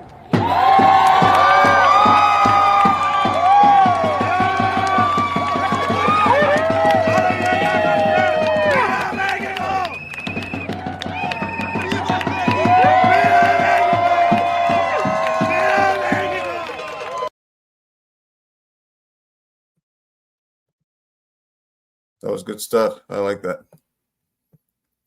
I like his stuff. His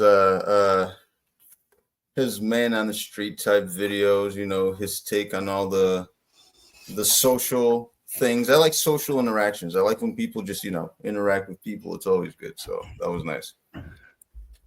That dude's crazy. Yeah. Crazy. Funny as shit, though.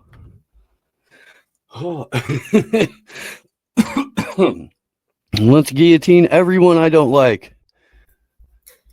Dang, nigga, what you smoking on, big player? Who, me? Yeah. I got some dabs. Okay. I did not have enough time to finish them, but I thought that was a little bit longer clip. I got some flour brought to you by yours truly, African Silk. Some African NL5 genetics. All right. Nice. That's like good stuff. Here, I do want to bring this up. We've talked about this before, the Universe 25 experiment. Right. Yeah. He built a 2.7 square meter space and bred over 2,000 rats inside. This was the famous 1968 experiment designed by John Calhoun, Universe 25. Since rats are social animals with certain similarities to human society, they were used to simulate human population growth. Calhoun provided the rats with unlimited food and water, and there were no predators or diseases to threaten them. Because the environment was so ideal, many called the experiment Rat Paradise. He introduced 4 pairs of rats into the enclosure, and they began reproducing endlessly. At first, the population grew rapidly, reaching 620 within a year. However, as the number approached 1,000, the growth rate slowed dramatically, taking 6 months for the population to double.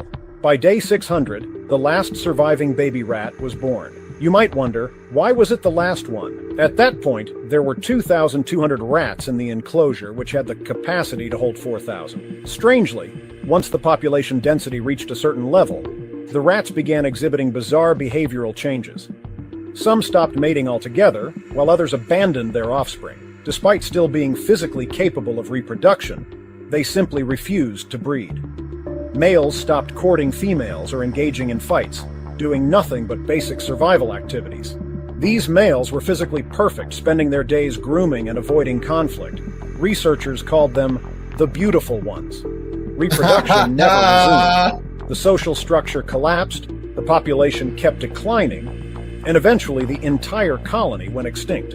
This experiment was conducted 25 times, and many of its findings are eerily similar to trends emerging in human societies today. Take Japan, for example. Overcrowding, declining birth rates, and a growing number of young people choosing to remain single, childless, or even socially withdrawn. They are becoming the real-life beautiful ones. Calhoun himself believed that what happened to the rats could be a warning for humanity's future. Wow. Yeah. Yeah. True. The beautiful ones.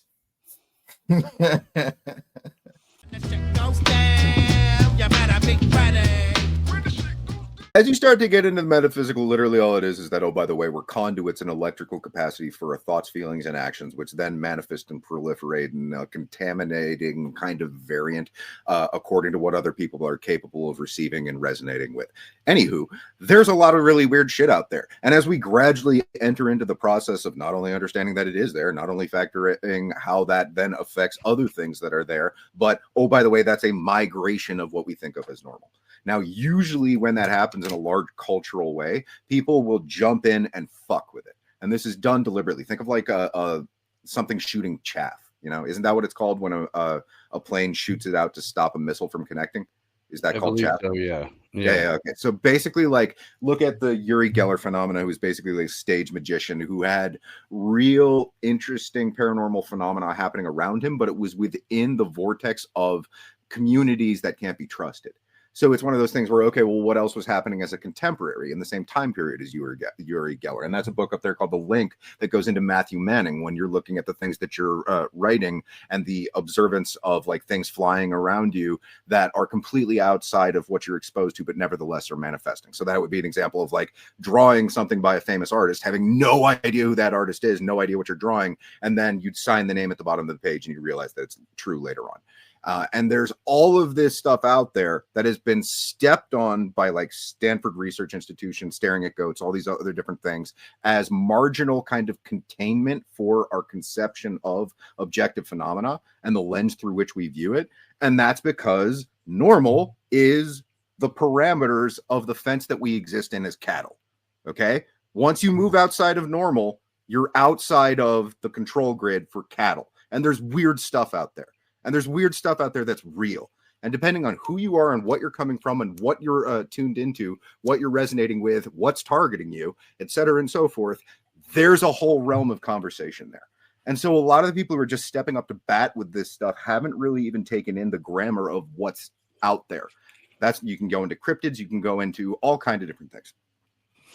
And it's weird. It's really, really fucking weird. And I don't have all the answers. But I'm just throwing this stuff out there like, once you get a lot of different people together from a lot of different trains of thought. I remember I went on a date with a woman one time. She had literally taken a course in college. Once again, college are just investment syndicates. And that course had taught her not to read the peer-reviewed literature of people who are looking into psi phenomena. And that's what you'll find over and over again. Most people don't know this stuff exists, not because the research isn't there, but because they haven't read it, they won't read it, and the establishment incentivizes them not to. That's the situation. and we exist in the constraints of the box of normal that has been built for us, and that is Plato's crib. Yeah, and that also applies to whatever your media bubble is. If the institutions that you're going to for learning aren't teaching particular subjects on purpose,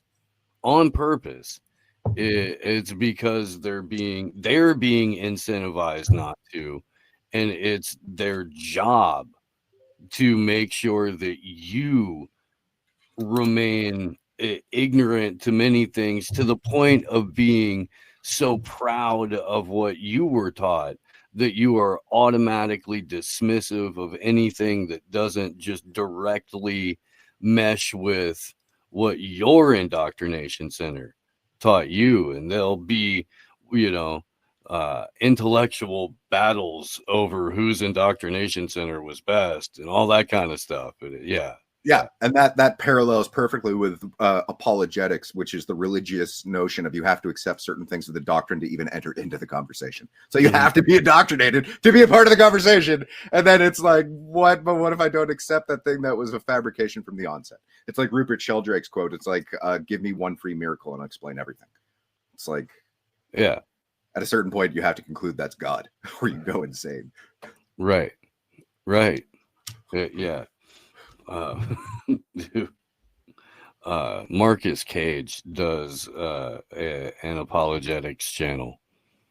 Oh yeah, yeah. Deconstructing it or being a part of it. Yeah. Oh, interesting. It'd be really interesting to see Marcus's take on, because like I watched probably 20 or 30 hours or more of various different archaics breakdowns of the historical record and looking into the discrepancies between a lot of different what historical theologians and scholars will make contentions towards versus what the historical record actually supports. And it's a very interesting cavernous divide between where both of those landscapes are at. And it's very interesting to do the informational reconnaissance from different communities and then try and stitch together antagonistic plot points. I'll use this as a closing point before I stop. But basically, like, I watch Passio and Archaics talking, and I've watched probably 1,000 hours or more of each of their content. And the conversation that they had, they didn't touch on any relevant point that would be incendiary or relevant to get them really going into it, So you almost need like someone who knows the content of massive content creators to get them to fight about shit to really get into it. You know what I mean? That's like the landscape of what it is to experience this conversation in full penetration. It's not just having the conversation. It's pointed nerve centers that we need to actually get to the bottom of. And certain people are there, but they don't necessarily realize it when they're in the room with someone else. You know what I mean? Yeah. Well, that's why we're trying to do the in-person events thing, so the people that are vibrating on similar frequencies that are outside of the system that you're talking about can, at least like recharge. No, I agree with that. But like, Steve, think about it. Have you ever been in the room with someone? It's like you both know something and you both need to know that thing from each other, as an example. Okay? Oh, yeah. It's like getting to the bottom of what that is in a large scale conversation like we're having right now is very difficult to do, except for the people who are the viewers.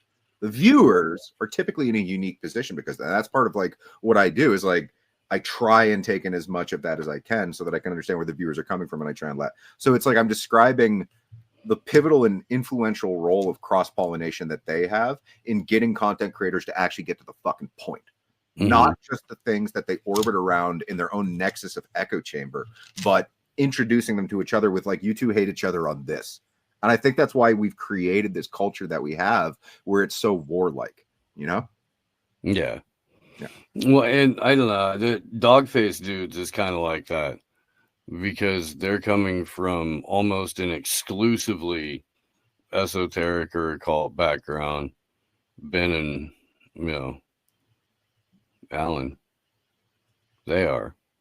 And I am, I am not. And so it's nice to have like a merger of audience in that regard. And then when we can team up and like, make an ortho bro cry, that's also fun. No, that's a delight, and you do an excellent job of it, so kudos to you on that skill set. But I mean, I guess like it's really difficult to enter into a conversation Like if you're literally just stumbling into this conversation, you probably have no idea what the fuck we're talking about. And it probably just seems like a bunch of made up mumbo but jumbo. And so that's why the citation of grammar prior to a declaration of what is seminally important. And Steve talks about his background in that environment of debating as being very far removed from the backgrounds of the other people and what their key insights would be. But like, it's one of those things where I think we're all so stretched out and well versed in our conversational manner that you can throw anything at us at this juncture and we'll not necessarily be up to it, but we'll be able to if you give us a little bit. And that's one of those things where we've been growing, learning from each other over time. Those backgrounds cumulatively lend to the skill sets of everyone who tunes in.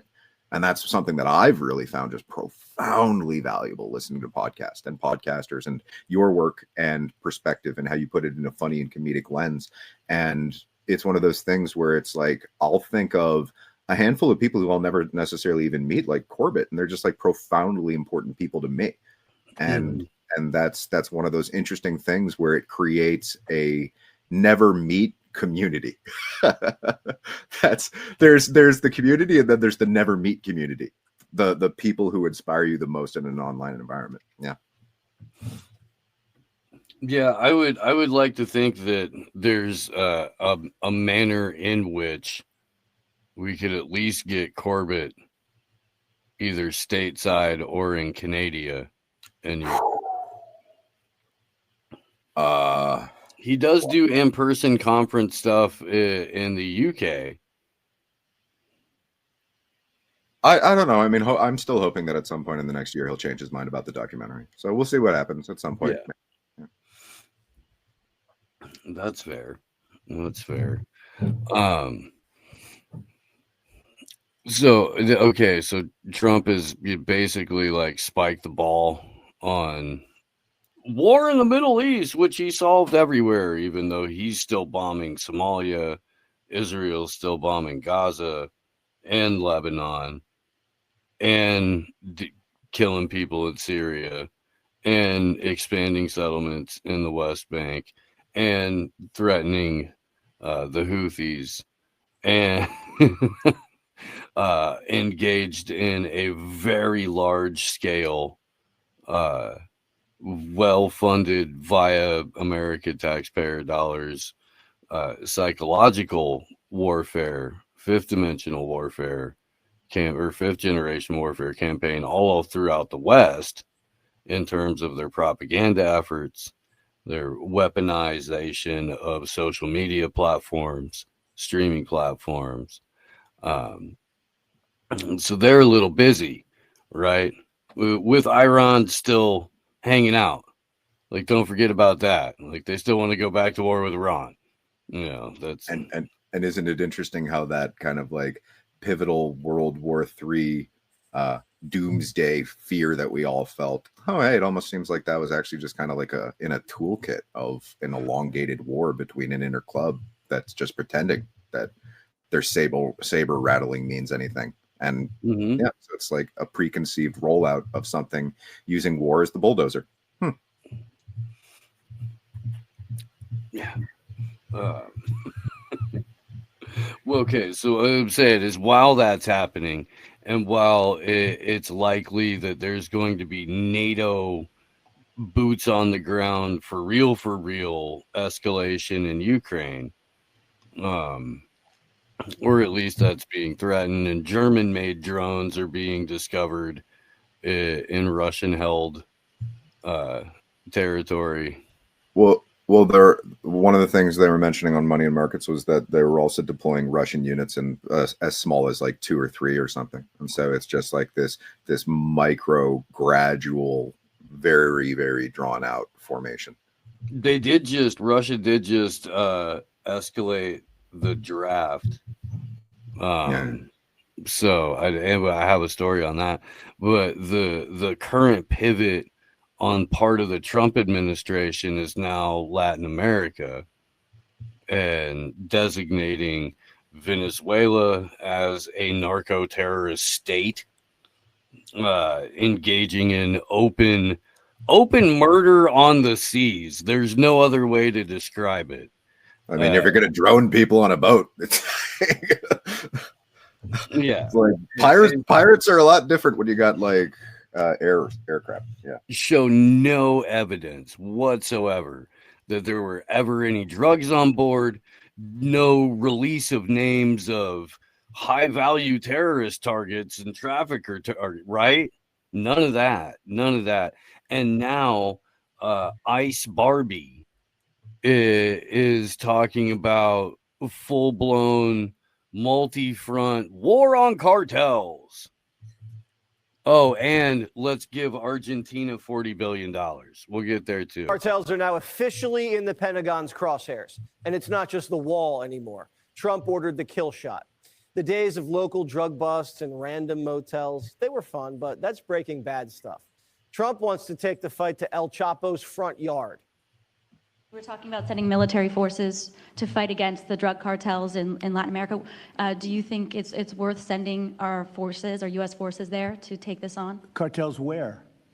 Central Latin America. Well, Latin America's got a lot of cartels. They've got a lot of drugs flowing. So, we want to protect our country. We have to protect our country. We haven't been doing it for 4 years.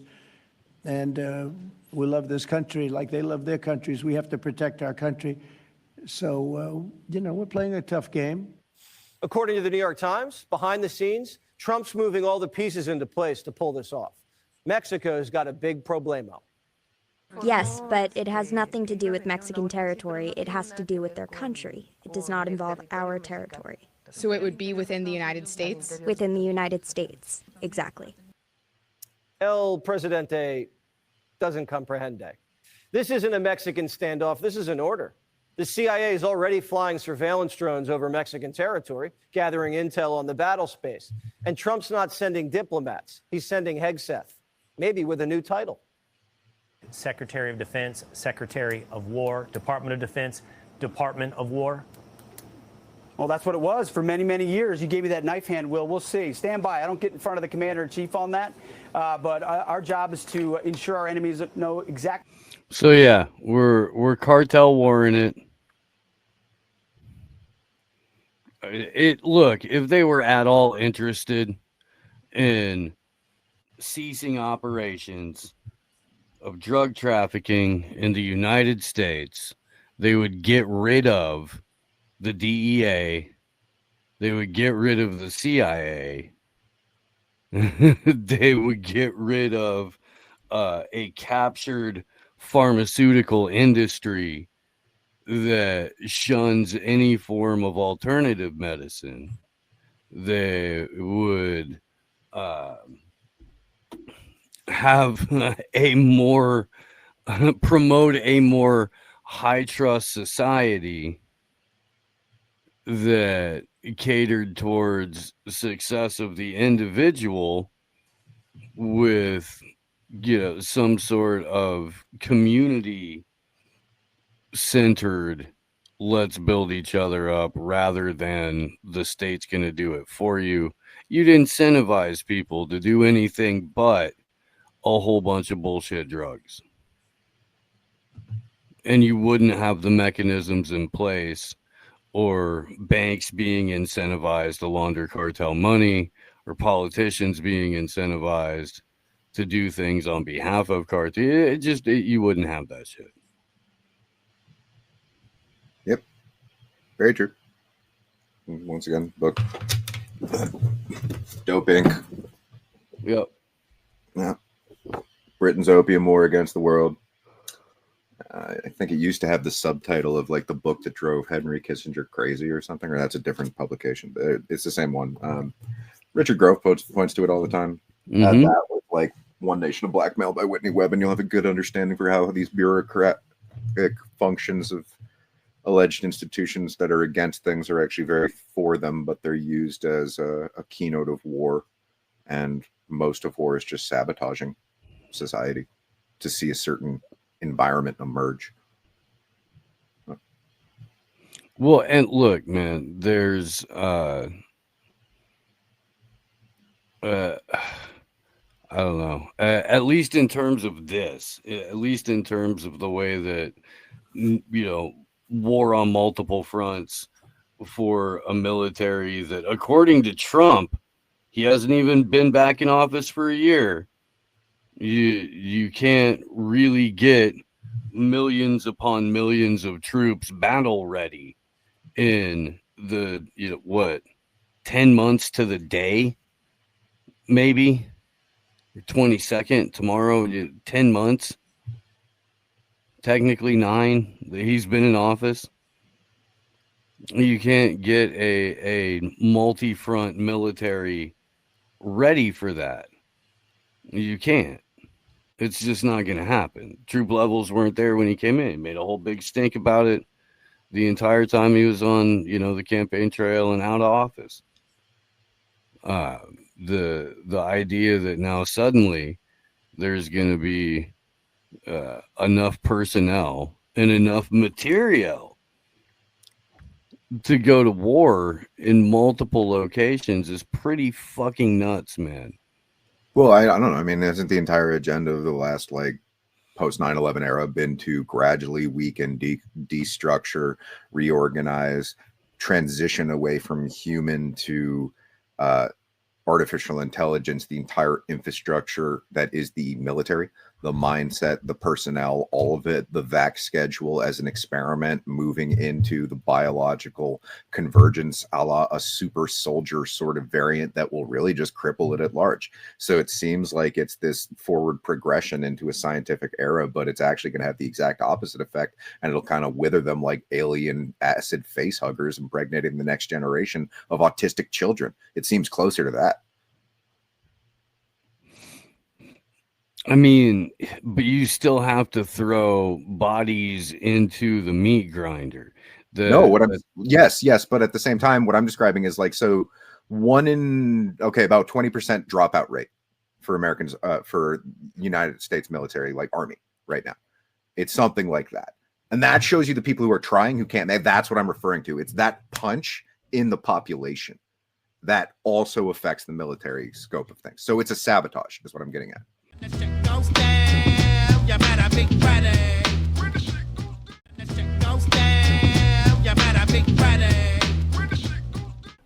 He wasn't invited to parties. Right, he was like a creepy little guy. Yeah. Anyway, it's more evocative of that, of Ted Cruz just hamming it up on stage for the attention of people who really wouldn't piss on him if he was on fire, and trying to have an elder statesman beard for him has just made him look like the world's rapiest chipmunk. It's just not, it's not doing it for him. It's not. Yeah. $3 billion in military assistance to Israel. The benefit we get from that, the Mossad, the intelligence resources. You look at Iran, where they knew where every anti-aircraft weapon was, every military leader, every IRGC leader. That benefit, if America tried to replicate that intelligence network, it would cost us tens of billions of dollars. And I will tell you, every lunatic terrorist in Hamas or Hezbollah or Iran that Israel took out, made America safer, and the United States of America should say to that little nation, thank you, thank you, thank you.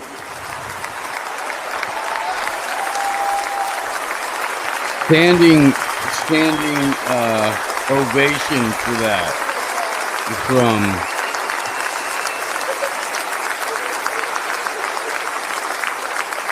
A Night to Honor Israel. That's the name of this shit? Okay, that's right. Okay. For public policy, we should support Israel. Somebody just yelled out Trump is a pedophile. Let's run that back a little. Amazing. Yeah. We should support Israel. But I want to close with this.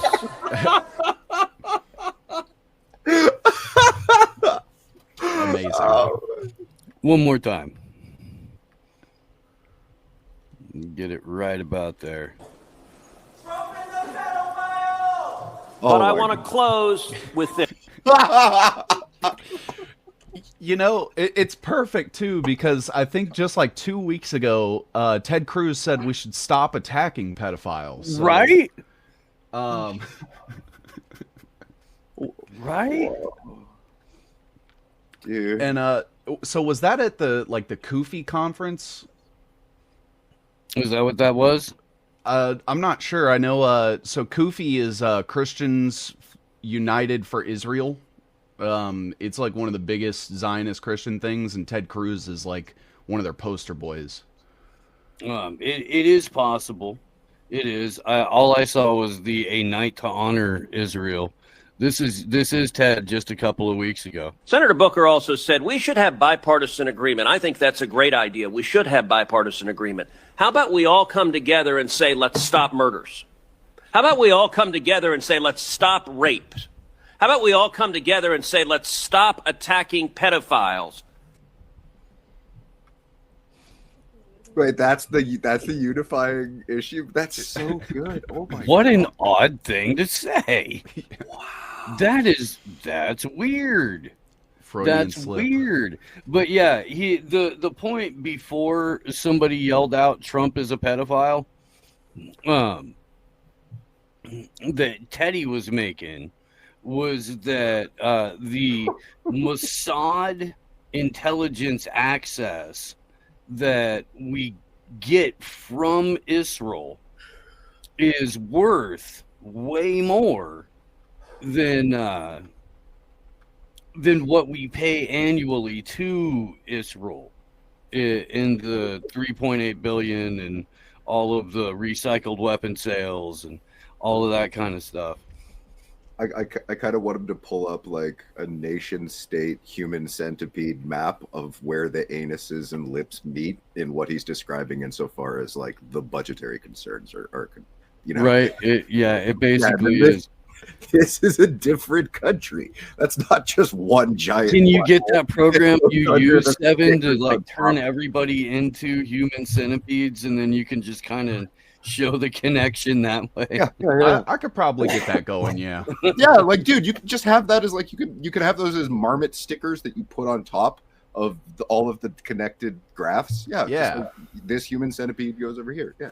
It's great too, because I could make a template where like U.S. taxpayers are always at the end, and then I can just fill in the first two. Yeah. Yeah, that's true. We're basically, well, I don't know. What are we at the end, or are we the food? A little of both. Yeah. Yeah, because it's just, yeah. And then we become the shit that we eat the shit. Yeah. Yep. Okay, we're not done. We're not done with that. No, fuck you. That's all you get. It's like you reached your quota for like the we're worst not done. Okay, the Trump's a pedophile part made it redeeming. All right, fine. Let's go. Yeah, no, this is gonna be little Teddy on stage at the play. If you look at what Israel has done the last 2 years, it is utterly and completely disgusting, horrific, let's see, abhorrent, genocidal, maniacal, completely illegal in every single country on the face of the earth, including the United States. They just won't enforce it. What, Dad? What? What could it possibly be? decimated Hamas. I thought that Hamas was still there because you needed to eradicate them, because that's your justification for all of the ceasefire violations that they've been doing. Is that not what you just spent the last 3 days saying? Gosh, that seems weird and contradictory. I always have an issue with the fact that none of them will acknowledge that Israel is the one that funded and trained Hamas to begin with. Right. Oh yeah, like wholesale like Ron Paul. Oh man, so many clips we could run right now. Yeah. Yeah, they never acknowledge that, and it's like, okay, well, so if we gave money to Israel and Israel gave money to Hamas, then I don't know. I don't see how people don't see that all of this is just a big fucking distraction and used as a justification to just keep throwing money at them. No, that's exactly it. People only like, man, they're kind of like, they're just like having emotional breakdowns, and they're using buzzwords to cover for it. So it's like, what's your midlife crisis? What's your emotional breakdown? It's like, okay. I'm freaking out because this. I'm going to go over here, join this group, and that's my cover for venting that emotional breakdown. Yeah. That's how it goes. People ain't getting whatever the hell they need and like a therapeutic healing. Nope. Go out there, find a front cause, pretend to be righteous, and just freak the fuck out on other human beings. There we are. Yeah. Alex Jones. Yeah. Like Tease was saying, though, here's Ron Paul breaking it down in a room where Ted Cruz is standing, by the way.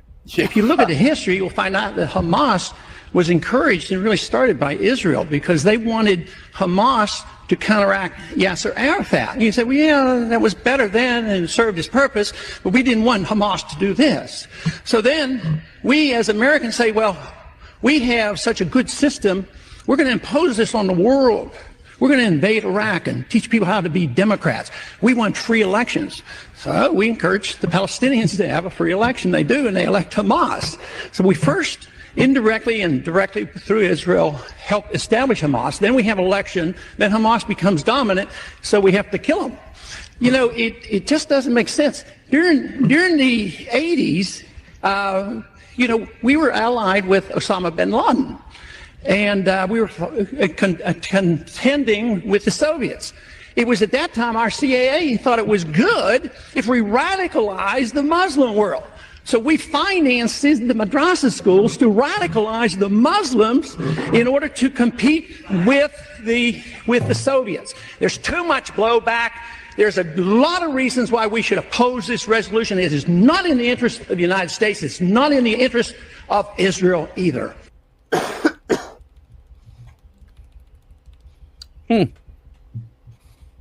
But yeah, Ted Cruz, you know, definitely forgot that part. So how do you think like family dinners at the Paul house work?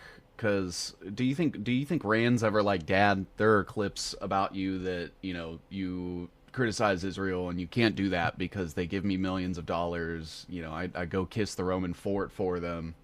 And so, like, how do you think Thanksgiving goes at the Paul house? I think when at Thanksgiving at the Paul house is Rand sitting at the kiddie table with the great grandkids, and Ron Paul giving lectures on integrity to the rest of the grown-ups at the table in his on the floor of the house voice, which projects directly to, as the Paul house is acoustically created, much like the Capitol Rotunda, where even if Ron Paul just whispers, "You're a disappointment," you know, then it'll pick up right in Rand's ear exactly where he's seated at the kiddie table.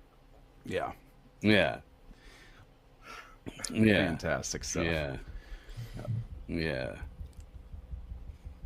Yeah, man, it's insane. So I always bring up. I can't believe that you're the sperm that succeeded. Like, just all kinds of shit that Ron Paul would say to him at a family dinner. Don't they all get there at the same time and then the egg chooses? Well, all the rest of them walked. He ran. Okay. He ran. That's why he's Rand Paul. Has nothing to do with Ayn Rand whatsoever. But so I bring up like Thomas Massey's donor Jeff Yoss all the time, because he's given him you know, close to or over $250,000 since Massey's been in office. But Jeff Yoss has given Rand Paul like millions of dollars. I think it's close to like 25 to 30 million now since he's been senator in Kentucky. Jeff Yoss is he is like the 23rd richest person in the United States. He is a Jewish Zionist billionaire. He donates directly to the Kohelet Policy Forum, which is the think tank that directs the Knesset in Israel. And the Kohelet Policy Forum is actually run by a Talmudic scholar that is best friends with Netanyahu's son. Or, sorry, his nephew. Yep. Yeah, no, he's also on that. There's like an American Zionist like council or some shit like that the Adelsons were a part of. And I'm pretty sure he's a part of that too. I can't remember what the actual official title of it is. But Larry Page, ton of other people. Oh man, part of that. Yeah, all just trying to figure out like how to best, send the kickbacks back home. What, Zionists of America? Let's go back to Ted here for a minute and see some more of this groveling. We only got 10 seconds into that, by the way. I'll let it go. I'll try. I'll do my best. And there was an interesting moment right after October 7th where it wasn't clear. Initially, Israel just responded to Hamas and Hezbollah in the north. It's an interesting moment. All right, is Hezbollah going to get in the middle of this or not? And then the knuckleheads at Hezbollah raised their hands and said, sure, we'd like to be a part of it. And they began firing rockets into Israel. They decided Hamas alone wasn't enough. And Hezbollah, again, has been utterly and completely destroyed.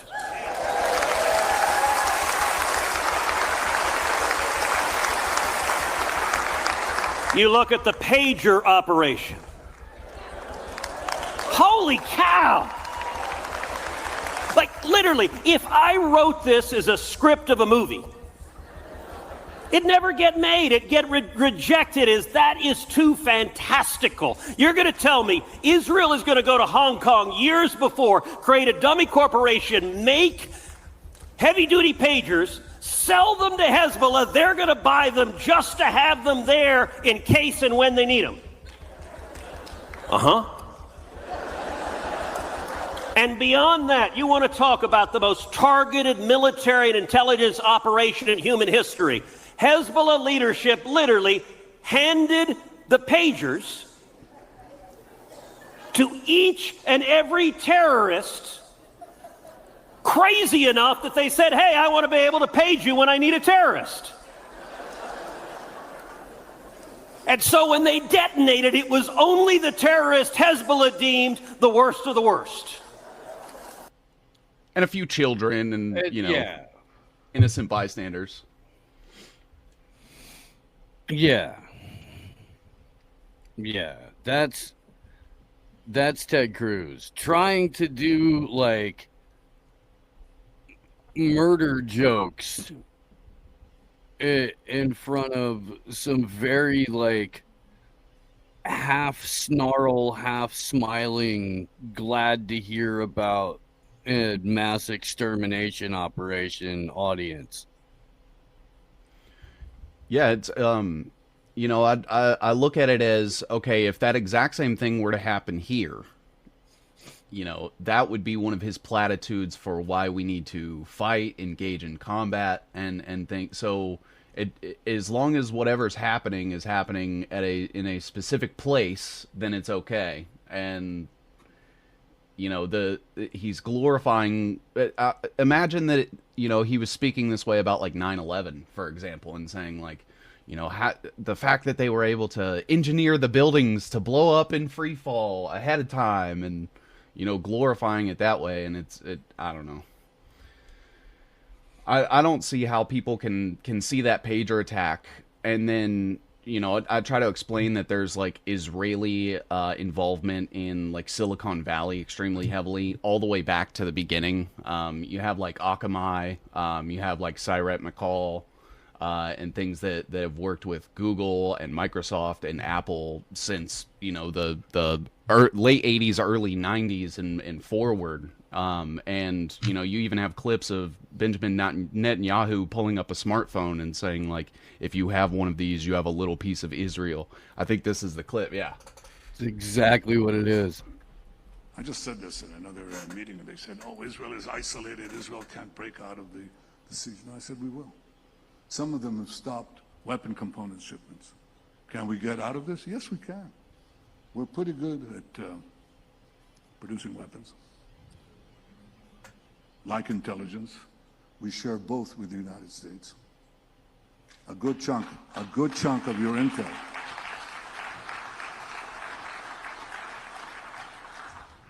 and our weapon systems we share with the United States. We're tremendously appreciative of the bipartisan support in military matters to Israel in previous years and today as well.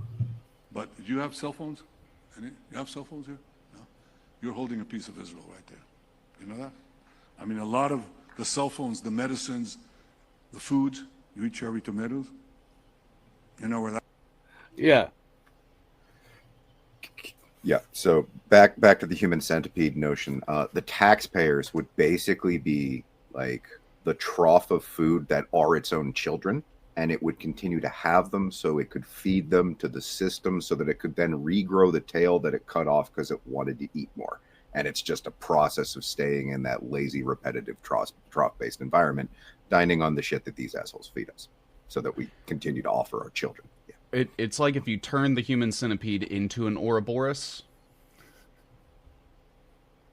Right. Right. I'm just thinking of space weather now. Mobius strip of human centipedes. Yeah. Somebody will draw it up. We'll get it going. I did, yeah.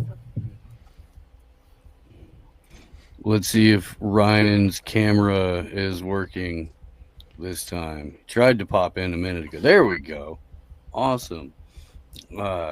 So for Wednesday's T-Lab Tuesday, the founder and host of The Last American Vagabond, my friend and yours, Ryan Christian. What's up, brother? How you doing? Morning. Good. I just forget every time that it doesn't work on, for some reason, Brave. I don't know why. My camera just doesn't work anymore for StreamYard on Brave, no matter what I do.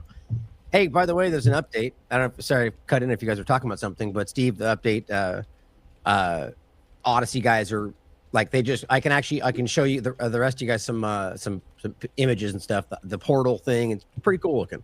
And cool. They're saying, and this isn't going to make anybody else happy out there, but this is what I've been telling everybody the whole time. It's like, they said, month, maybe they're looking at like a full completion. I was like, I'm not going to hold them to at this point. They're building something that, it's decentralized internet dynamic. It's not something that's simple, and they keep, doing new things that causes something else to have a problem, and they just want to make it right and so on. So it is coming, and it does seem really cool, and I'm really looking forward to it. But ultimately it's going to be like on the decentralized internet dynamic. It's going to be like a portal for IMA stuff. Everybody will have, and I think it's open to just about anybody in regard to the using of Odyssey style like this, but you can make your individual accounts, and then what we post will end up on the IMA page. I'll be able to redirect the what's it called? Independent media, whatever the website was we chose. So that will go right to that. Anyway, just cool stuff in that regard. Hey, I just reached out to you, Seven. What's going on, man? Hey, man. Nice to talk to you. Nice to see you again. I'm actually, I have some stuff regarding like the United Arab Emirates sovereign fund that I'd like to cover, because I think that's going to be like sort of a blueprint for where we're moving to now that Trump has created our own sovereign wealth fund. And I found some interesting stuff with that, and I think it'd be good to dig into. Yeah, man. And T, it's good to see you, brother, man. Good as always. Yeah, hope you're doing well, man. Hope you're doing well. Tease was kind enough to hop in yesterday. Oh, nice. Right, yeah. Well, I appreciate that. Everyone was very going on. Everyone was very confused because like, Steve had the banner up for your usual wacky, like I made it thing, and then I'm sitting like a half an hour before, and then I still had like 2 hours of shit I was trying to cram into 45 minutes. It was like, fuck. All right, we're leaving it. and he's been partying all weekend, so he's not fully there. And it's like, all right, everyone, we're gonna coax through Tuesday and get to Wednesday, and then it'll be better. So here we are, rock and roll. But so like 10 hours in airports and on planes on Sunday. That's hardly a fucking party. Yeah. You're the party, Steve. You were there the whole time. So what's up with the sovereign wealth fund? What were you talking about? Well, that's we weren't like talking about that specifically or anything. Okay. But there's been deals and stuff that have been going on, especially with like the Abrahamic Alliance stuff and there are some like VC capital funds that are basically funded by the government of the UAE that are also investing in like SpaceX and crypto and companies, associated with Operation Stargate. They've actually just created like some sort of AI consortium between a few of those VC capital funds, BlackRock, General Atlantic, and stuff like that. And all of those VC capitals are run by the NSA director of the United Arab Emirates. So you start getting this weird, like, quasi-public private entity that, like, and they own all the infrastructure in the country now. The government, like, granted the infrastructure to these, like, holding and development companies. So it's like the government owns everything, but they operate them through private entities so they can just sort of sidestep their entire like constitution and governance. It's an overlap, communism, socialism, fascism, the whole shebang. Yeah. It's just weird. But what I keep seeing, and that's why I pulled this clip up, is that it's everywhere you look. Right now, this country's being sold to the highest bidder. I mean, in every possible way. This is a short clip from James Lee. I hadn't seen this until I saw him post about this. I'm going to do a little more dive on it today, I think. But it's in regard to from the military's perspective. And it's two things, actually, that I think it's pretty clear, whether you think it's Israel or whatever else in the world, that this, it's not just Trump, it's just the people in position to do it, whether Biden or anybody else, are it's what we've always been seeing, selling to lobbyists or foreign countries. This country, Trump is just like the business mindset. We're selling to anything that gives us money, it seems. And on top of that, he makes a point about Hegseth being sort of like the face, not really the power. And I think we might literally be living through like Trump's reality or like the Ukraine version, right? The Zelensky 1+1 TV channel where his whole crew became his fucking cabinet. Like, that's not a joke. Yeah. It's like, how the fuck is that possible? And I think Trump might be doing something similar. So if you play this real quick, it's like a minute, but it's wild. Probably know who this guy is. Pete Hegseth, Secretary of Defense. Now, you probably know who this guy is. Pete Hegseth, the Secretary of Defense, now the Secretary of War. But he's not really in charge. He's just the TV guy, looks good on camera, gets people riled up, but there's actually someone else who runs the military. And that guy is billionaire Steve Feinberg, the Deputy Secretary of Defense. He is the Pentagon's chief operating officer overseeing the day-to-day operations of the agency. He's also the co-founder of Cerberus Capital, which is a defense-focused private equity firm. And guess what he's doing now? Yep, private equity is getting ready to take over the funding of the U.S. Army. Okay, this is reporting from Semaphore, quote, "The U.S. Army has turned to private equity to fund an infrastructure overhaul. Two top White House officials met with Wall Street investors last week, part of a Trump administration effort to enlist the $13 trillion private capital industry into public financing." This is not good because, different than public funding, the only thing that these guys care about is returning money to shareholders. In fact, they have a fiduciary duty to maximize returns. In fact, many people don't know this, but private equity funds are contractually obligated to liquidate within a certain time horizon. And so that means at the end of their investment cycle, they must return money back to the shareholders no matter what. So in this case, their investment is weapons. So the only possible outcome in which their assets go up is, of course, more war. I think that's a very, very logical conclusion. Aside from the TikToks and scary music, and I've always hated the model of TikTok. But I still think he does. I think James Lee does good work, man, and I think that's just an observation of something very clear that's publicly discussed. And how the fuck is this happening everywhere? Like the public-private sellout to that kind of thing, but also the idea that you've got like a technocrat Zionist, the globalist billionaire essentially running. It's just so obvious to me, and we talk about it every time we're here and every day. But my God, man, it's wild. So, it's something that I think we've specifically talked about over the years in terms of private military contractors handling more and more, operations. I'm surprised we haven't seen more of that. What's that? I'm just surprised we haven't seen more of that, like Blackwater Academy kind of overlap. Go ahead. And there is, because Blackwater Academy is in Haiti. Right. At the same time that Eric Prince is claiming to sell unhackable phones You Built know, by Israel, right? he's also passing them out to what, bad guys in Haiti? Like, God. you know, it's the whole thing's fucking. But I mean, that's a newer contract. The change in classification system for outgoing intelligence operators, where now they only get 2 years and then they lose their classification, and they lose their clearance. That is much more of a justification to subcontract through private intelligence in order to get, and you'll still have, you know, the public buffer of non-accountability for whatever the private firms are doing. And this is, in my opinion, another step towards that in something that's been there for a very long. It's not like Raytheon and Boeing and GE and Lockheed and all that shit aren't private entities that almost exclusively do public contracting. But you're right. That's a good point. But up until, I mean, there is still examples of this, you know, but it's been pretty strong. At least the presentation is that these are separate, right? It's a private entity that simply contracts with the government. They're mashing those things together everywhere you look right now, where it's like they're literally part of the same entity. And we said this back during COVID a lot, but at the same point, anywhere, then they can play the game and be like, you know, oh, we want to FOIA that. Oh, sorry, private company, you know, or the vice versa, you know, where basically they can always argue the stance that is best for what they would, you know, like lack of accountability. But to the phone part, I think is interesting. You just mentioned the phones. Don't forget that.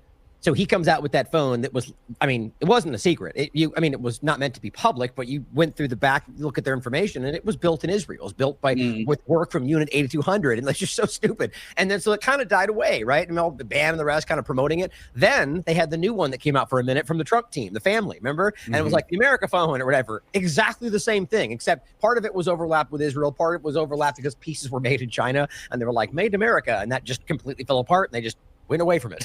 I just think it's so funny how often that happens, where it's like they present you a thing, it turns out to be an utter complete fabrication, and they just drop it and move forward. You know what I mean? So many of those happen lately. So a lot of my looking into that has been from the cultural lens lately, because I'm kind of just seeing more and more that the intelligence apparatus is kind of just responsible for seeing what's there and then getting it to work for them. And so it'll warp the various different mechanisms that are intermediaries until it's able to get in an environment warped enough where it works for them. So that could be something where it'll go into like you can, any number of examples. Funding rap in Cuba, we know that they did that. That's an example of going into an environment, warping it, creating it in a hybrid bastardized variant, and then having it output the conclusion that is desired. That's Satanism. And that's what the documentary I'm doing right now is Passio talking about technocratic occultism and what it is to have that mindset. They give you a lower variant of their mindset as the precursor to disseminating the cultural impetus that they wanted to impregnate. So what we're observing are fleeting trial balloon cultural creations. They can literally, you can think of like the creation of communism and fascism as a schism in entire regions to then dominate the next century. They're doing that to people in the way in which we view society. I think as an example, like Jay Parker, he was a satanic ritual abuse survivor in the 60s and 70s from like MK Ultra overlap, and that program was born into an intergenerational family. He was talking about how Arden, Delaware had a population about 500, and it's like a tri-city thing. So it's like three different sort of things adjacent to one another. That one's about 500 population. He makes a contention it was about 90% dark occult in that region, which is interesting because if you look at the military overlap for the way in which they'll populate certain regions or certain ideas and get certain people together for breeding programs, you can overlap that with Epstein research. It starts to look a lot more like we use nation state, nationality, cultural ideas of how the landscape works that are completely 180 opposite of what the actual cultural impetus that is being brooded and then implemented outside of public awareness whatsoever. And then that would be overseen via police departments and of the various other hierarchical instruments of the system at large. Yeah, and I mean, I think an example, like I keep pointing out relentlessly every time we talk about anything on every show, that I think that the majority is misrepresented, and there's a part of that in what you just said there. You know, the idea that I think that what they're projecting, what they're pushing on us with their with their many different multifaceted agendas is not exactly what the majority actually thinks. And maybe it was at one point, but I think that it's interesting to see that it's artificial is the point, right? Is that they're pushing these things into the consciousness. They're creating these things, it's the social media overlap, I think, part of that is it's a good thought, that we are not completely taken by this if we ever were, and I just think that the weaker that their agendas become, the more that they seem, desperate to force these things on people, the more that becomes more obvious to more people, but it's not exactly what you were saying, but that's the thought that came to my mind about the majority part of it. It's just interesting. No, I hear you. I guess what I'm saying is that I think the intelligence apparatus has advanced to a point where they're creating the culture that people subscribe to such an extent where they then algorithmically micromanage the culture, which in turn micromanages the people. Yeah, it's like a feedback. Yeah, exactly. Yeah. And so it's one of those things where they'll literally just create these subvariants at a rotation of their discretion for the Russian roulette that they pay with our attention. It's like, okay, what's the bullet? Are you going to get it this time? And then you'll stay until you catch it for whatever it is.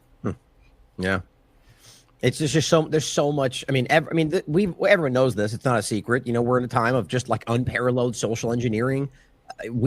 I've said often to degrees that we don't even probably can't even comprehend right now. Like alarming stuff when you get into the real weird technological advanced stuff. But it's just terrifying to think about like what it's doing to your psyche. Like whether you're watching a show today and it's like not just narrative propaganda, but like neuro manipulation. You know what I mean? Like we're really there right now. And so and it's hard because you want to be able to enjoy yourself. You want to be able to go out and watch a fucking movie and not worry that you're being like instilled with some kind of fucking, it's the world we're in. That's why it's the idea that we have to either accept where we are or put your head in the sand. And I always will choose the former. We got to be honest with ourselves at where we are, but it's pretty scary, man.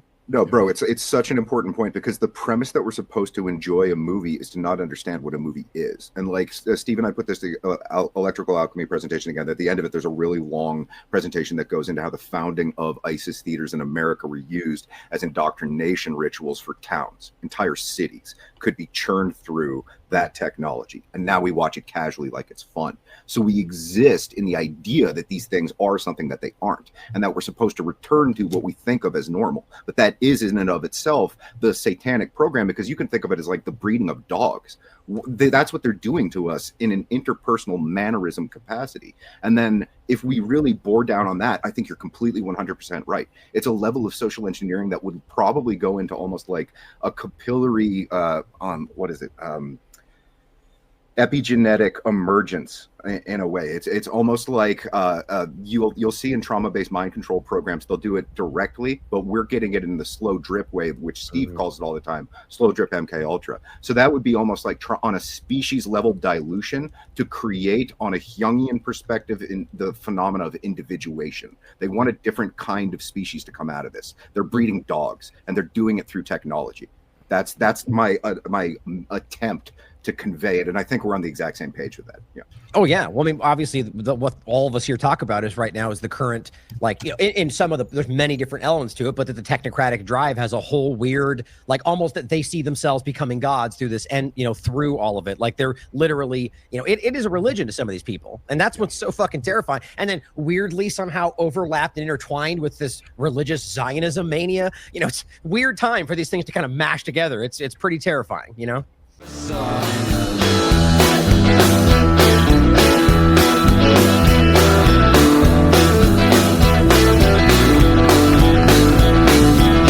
Uncle Slayton's got his Texan pride, back in the thickets with his Asian bride. He's got an Airstream trailer and a Holstein cow.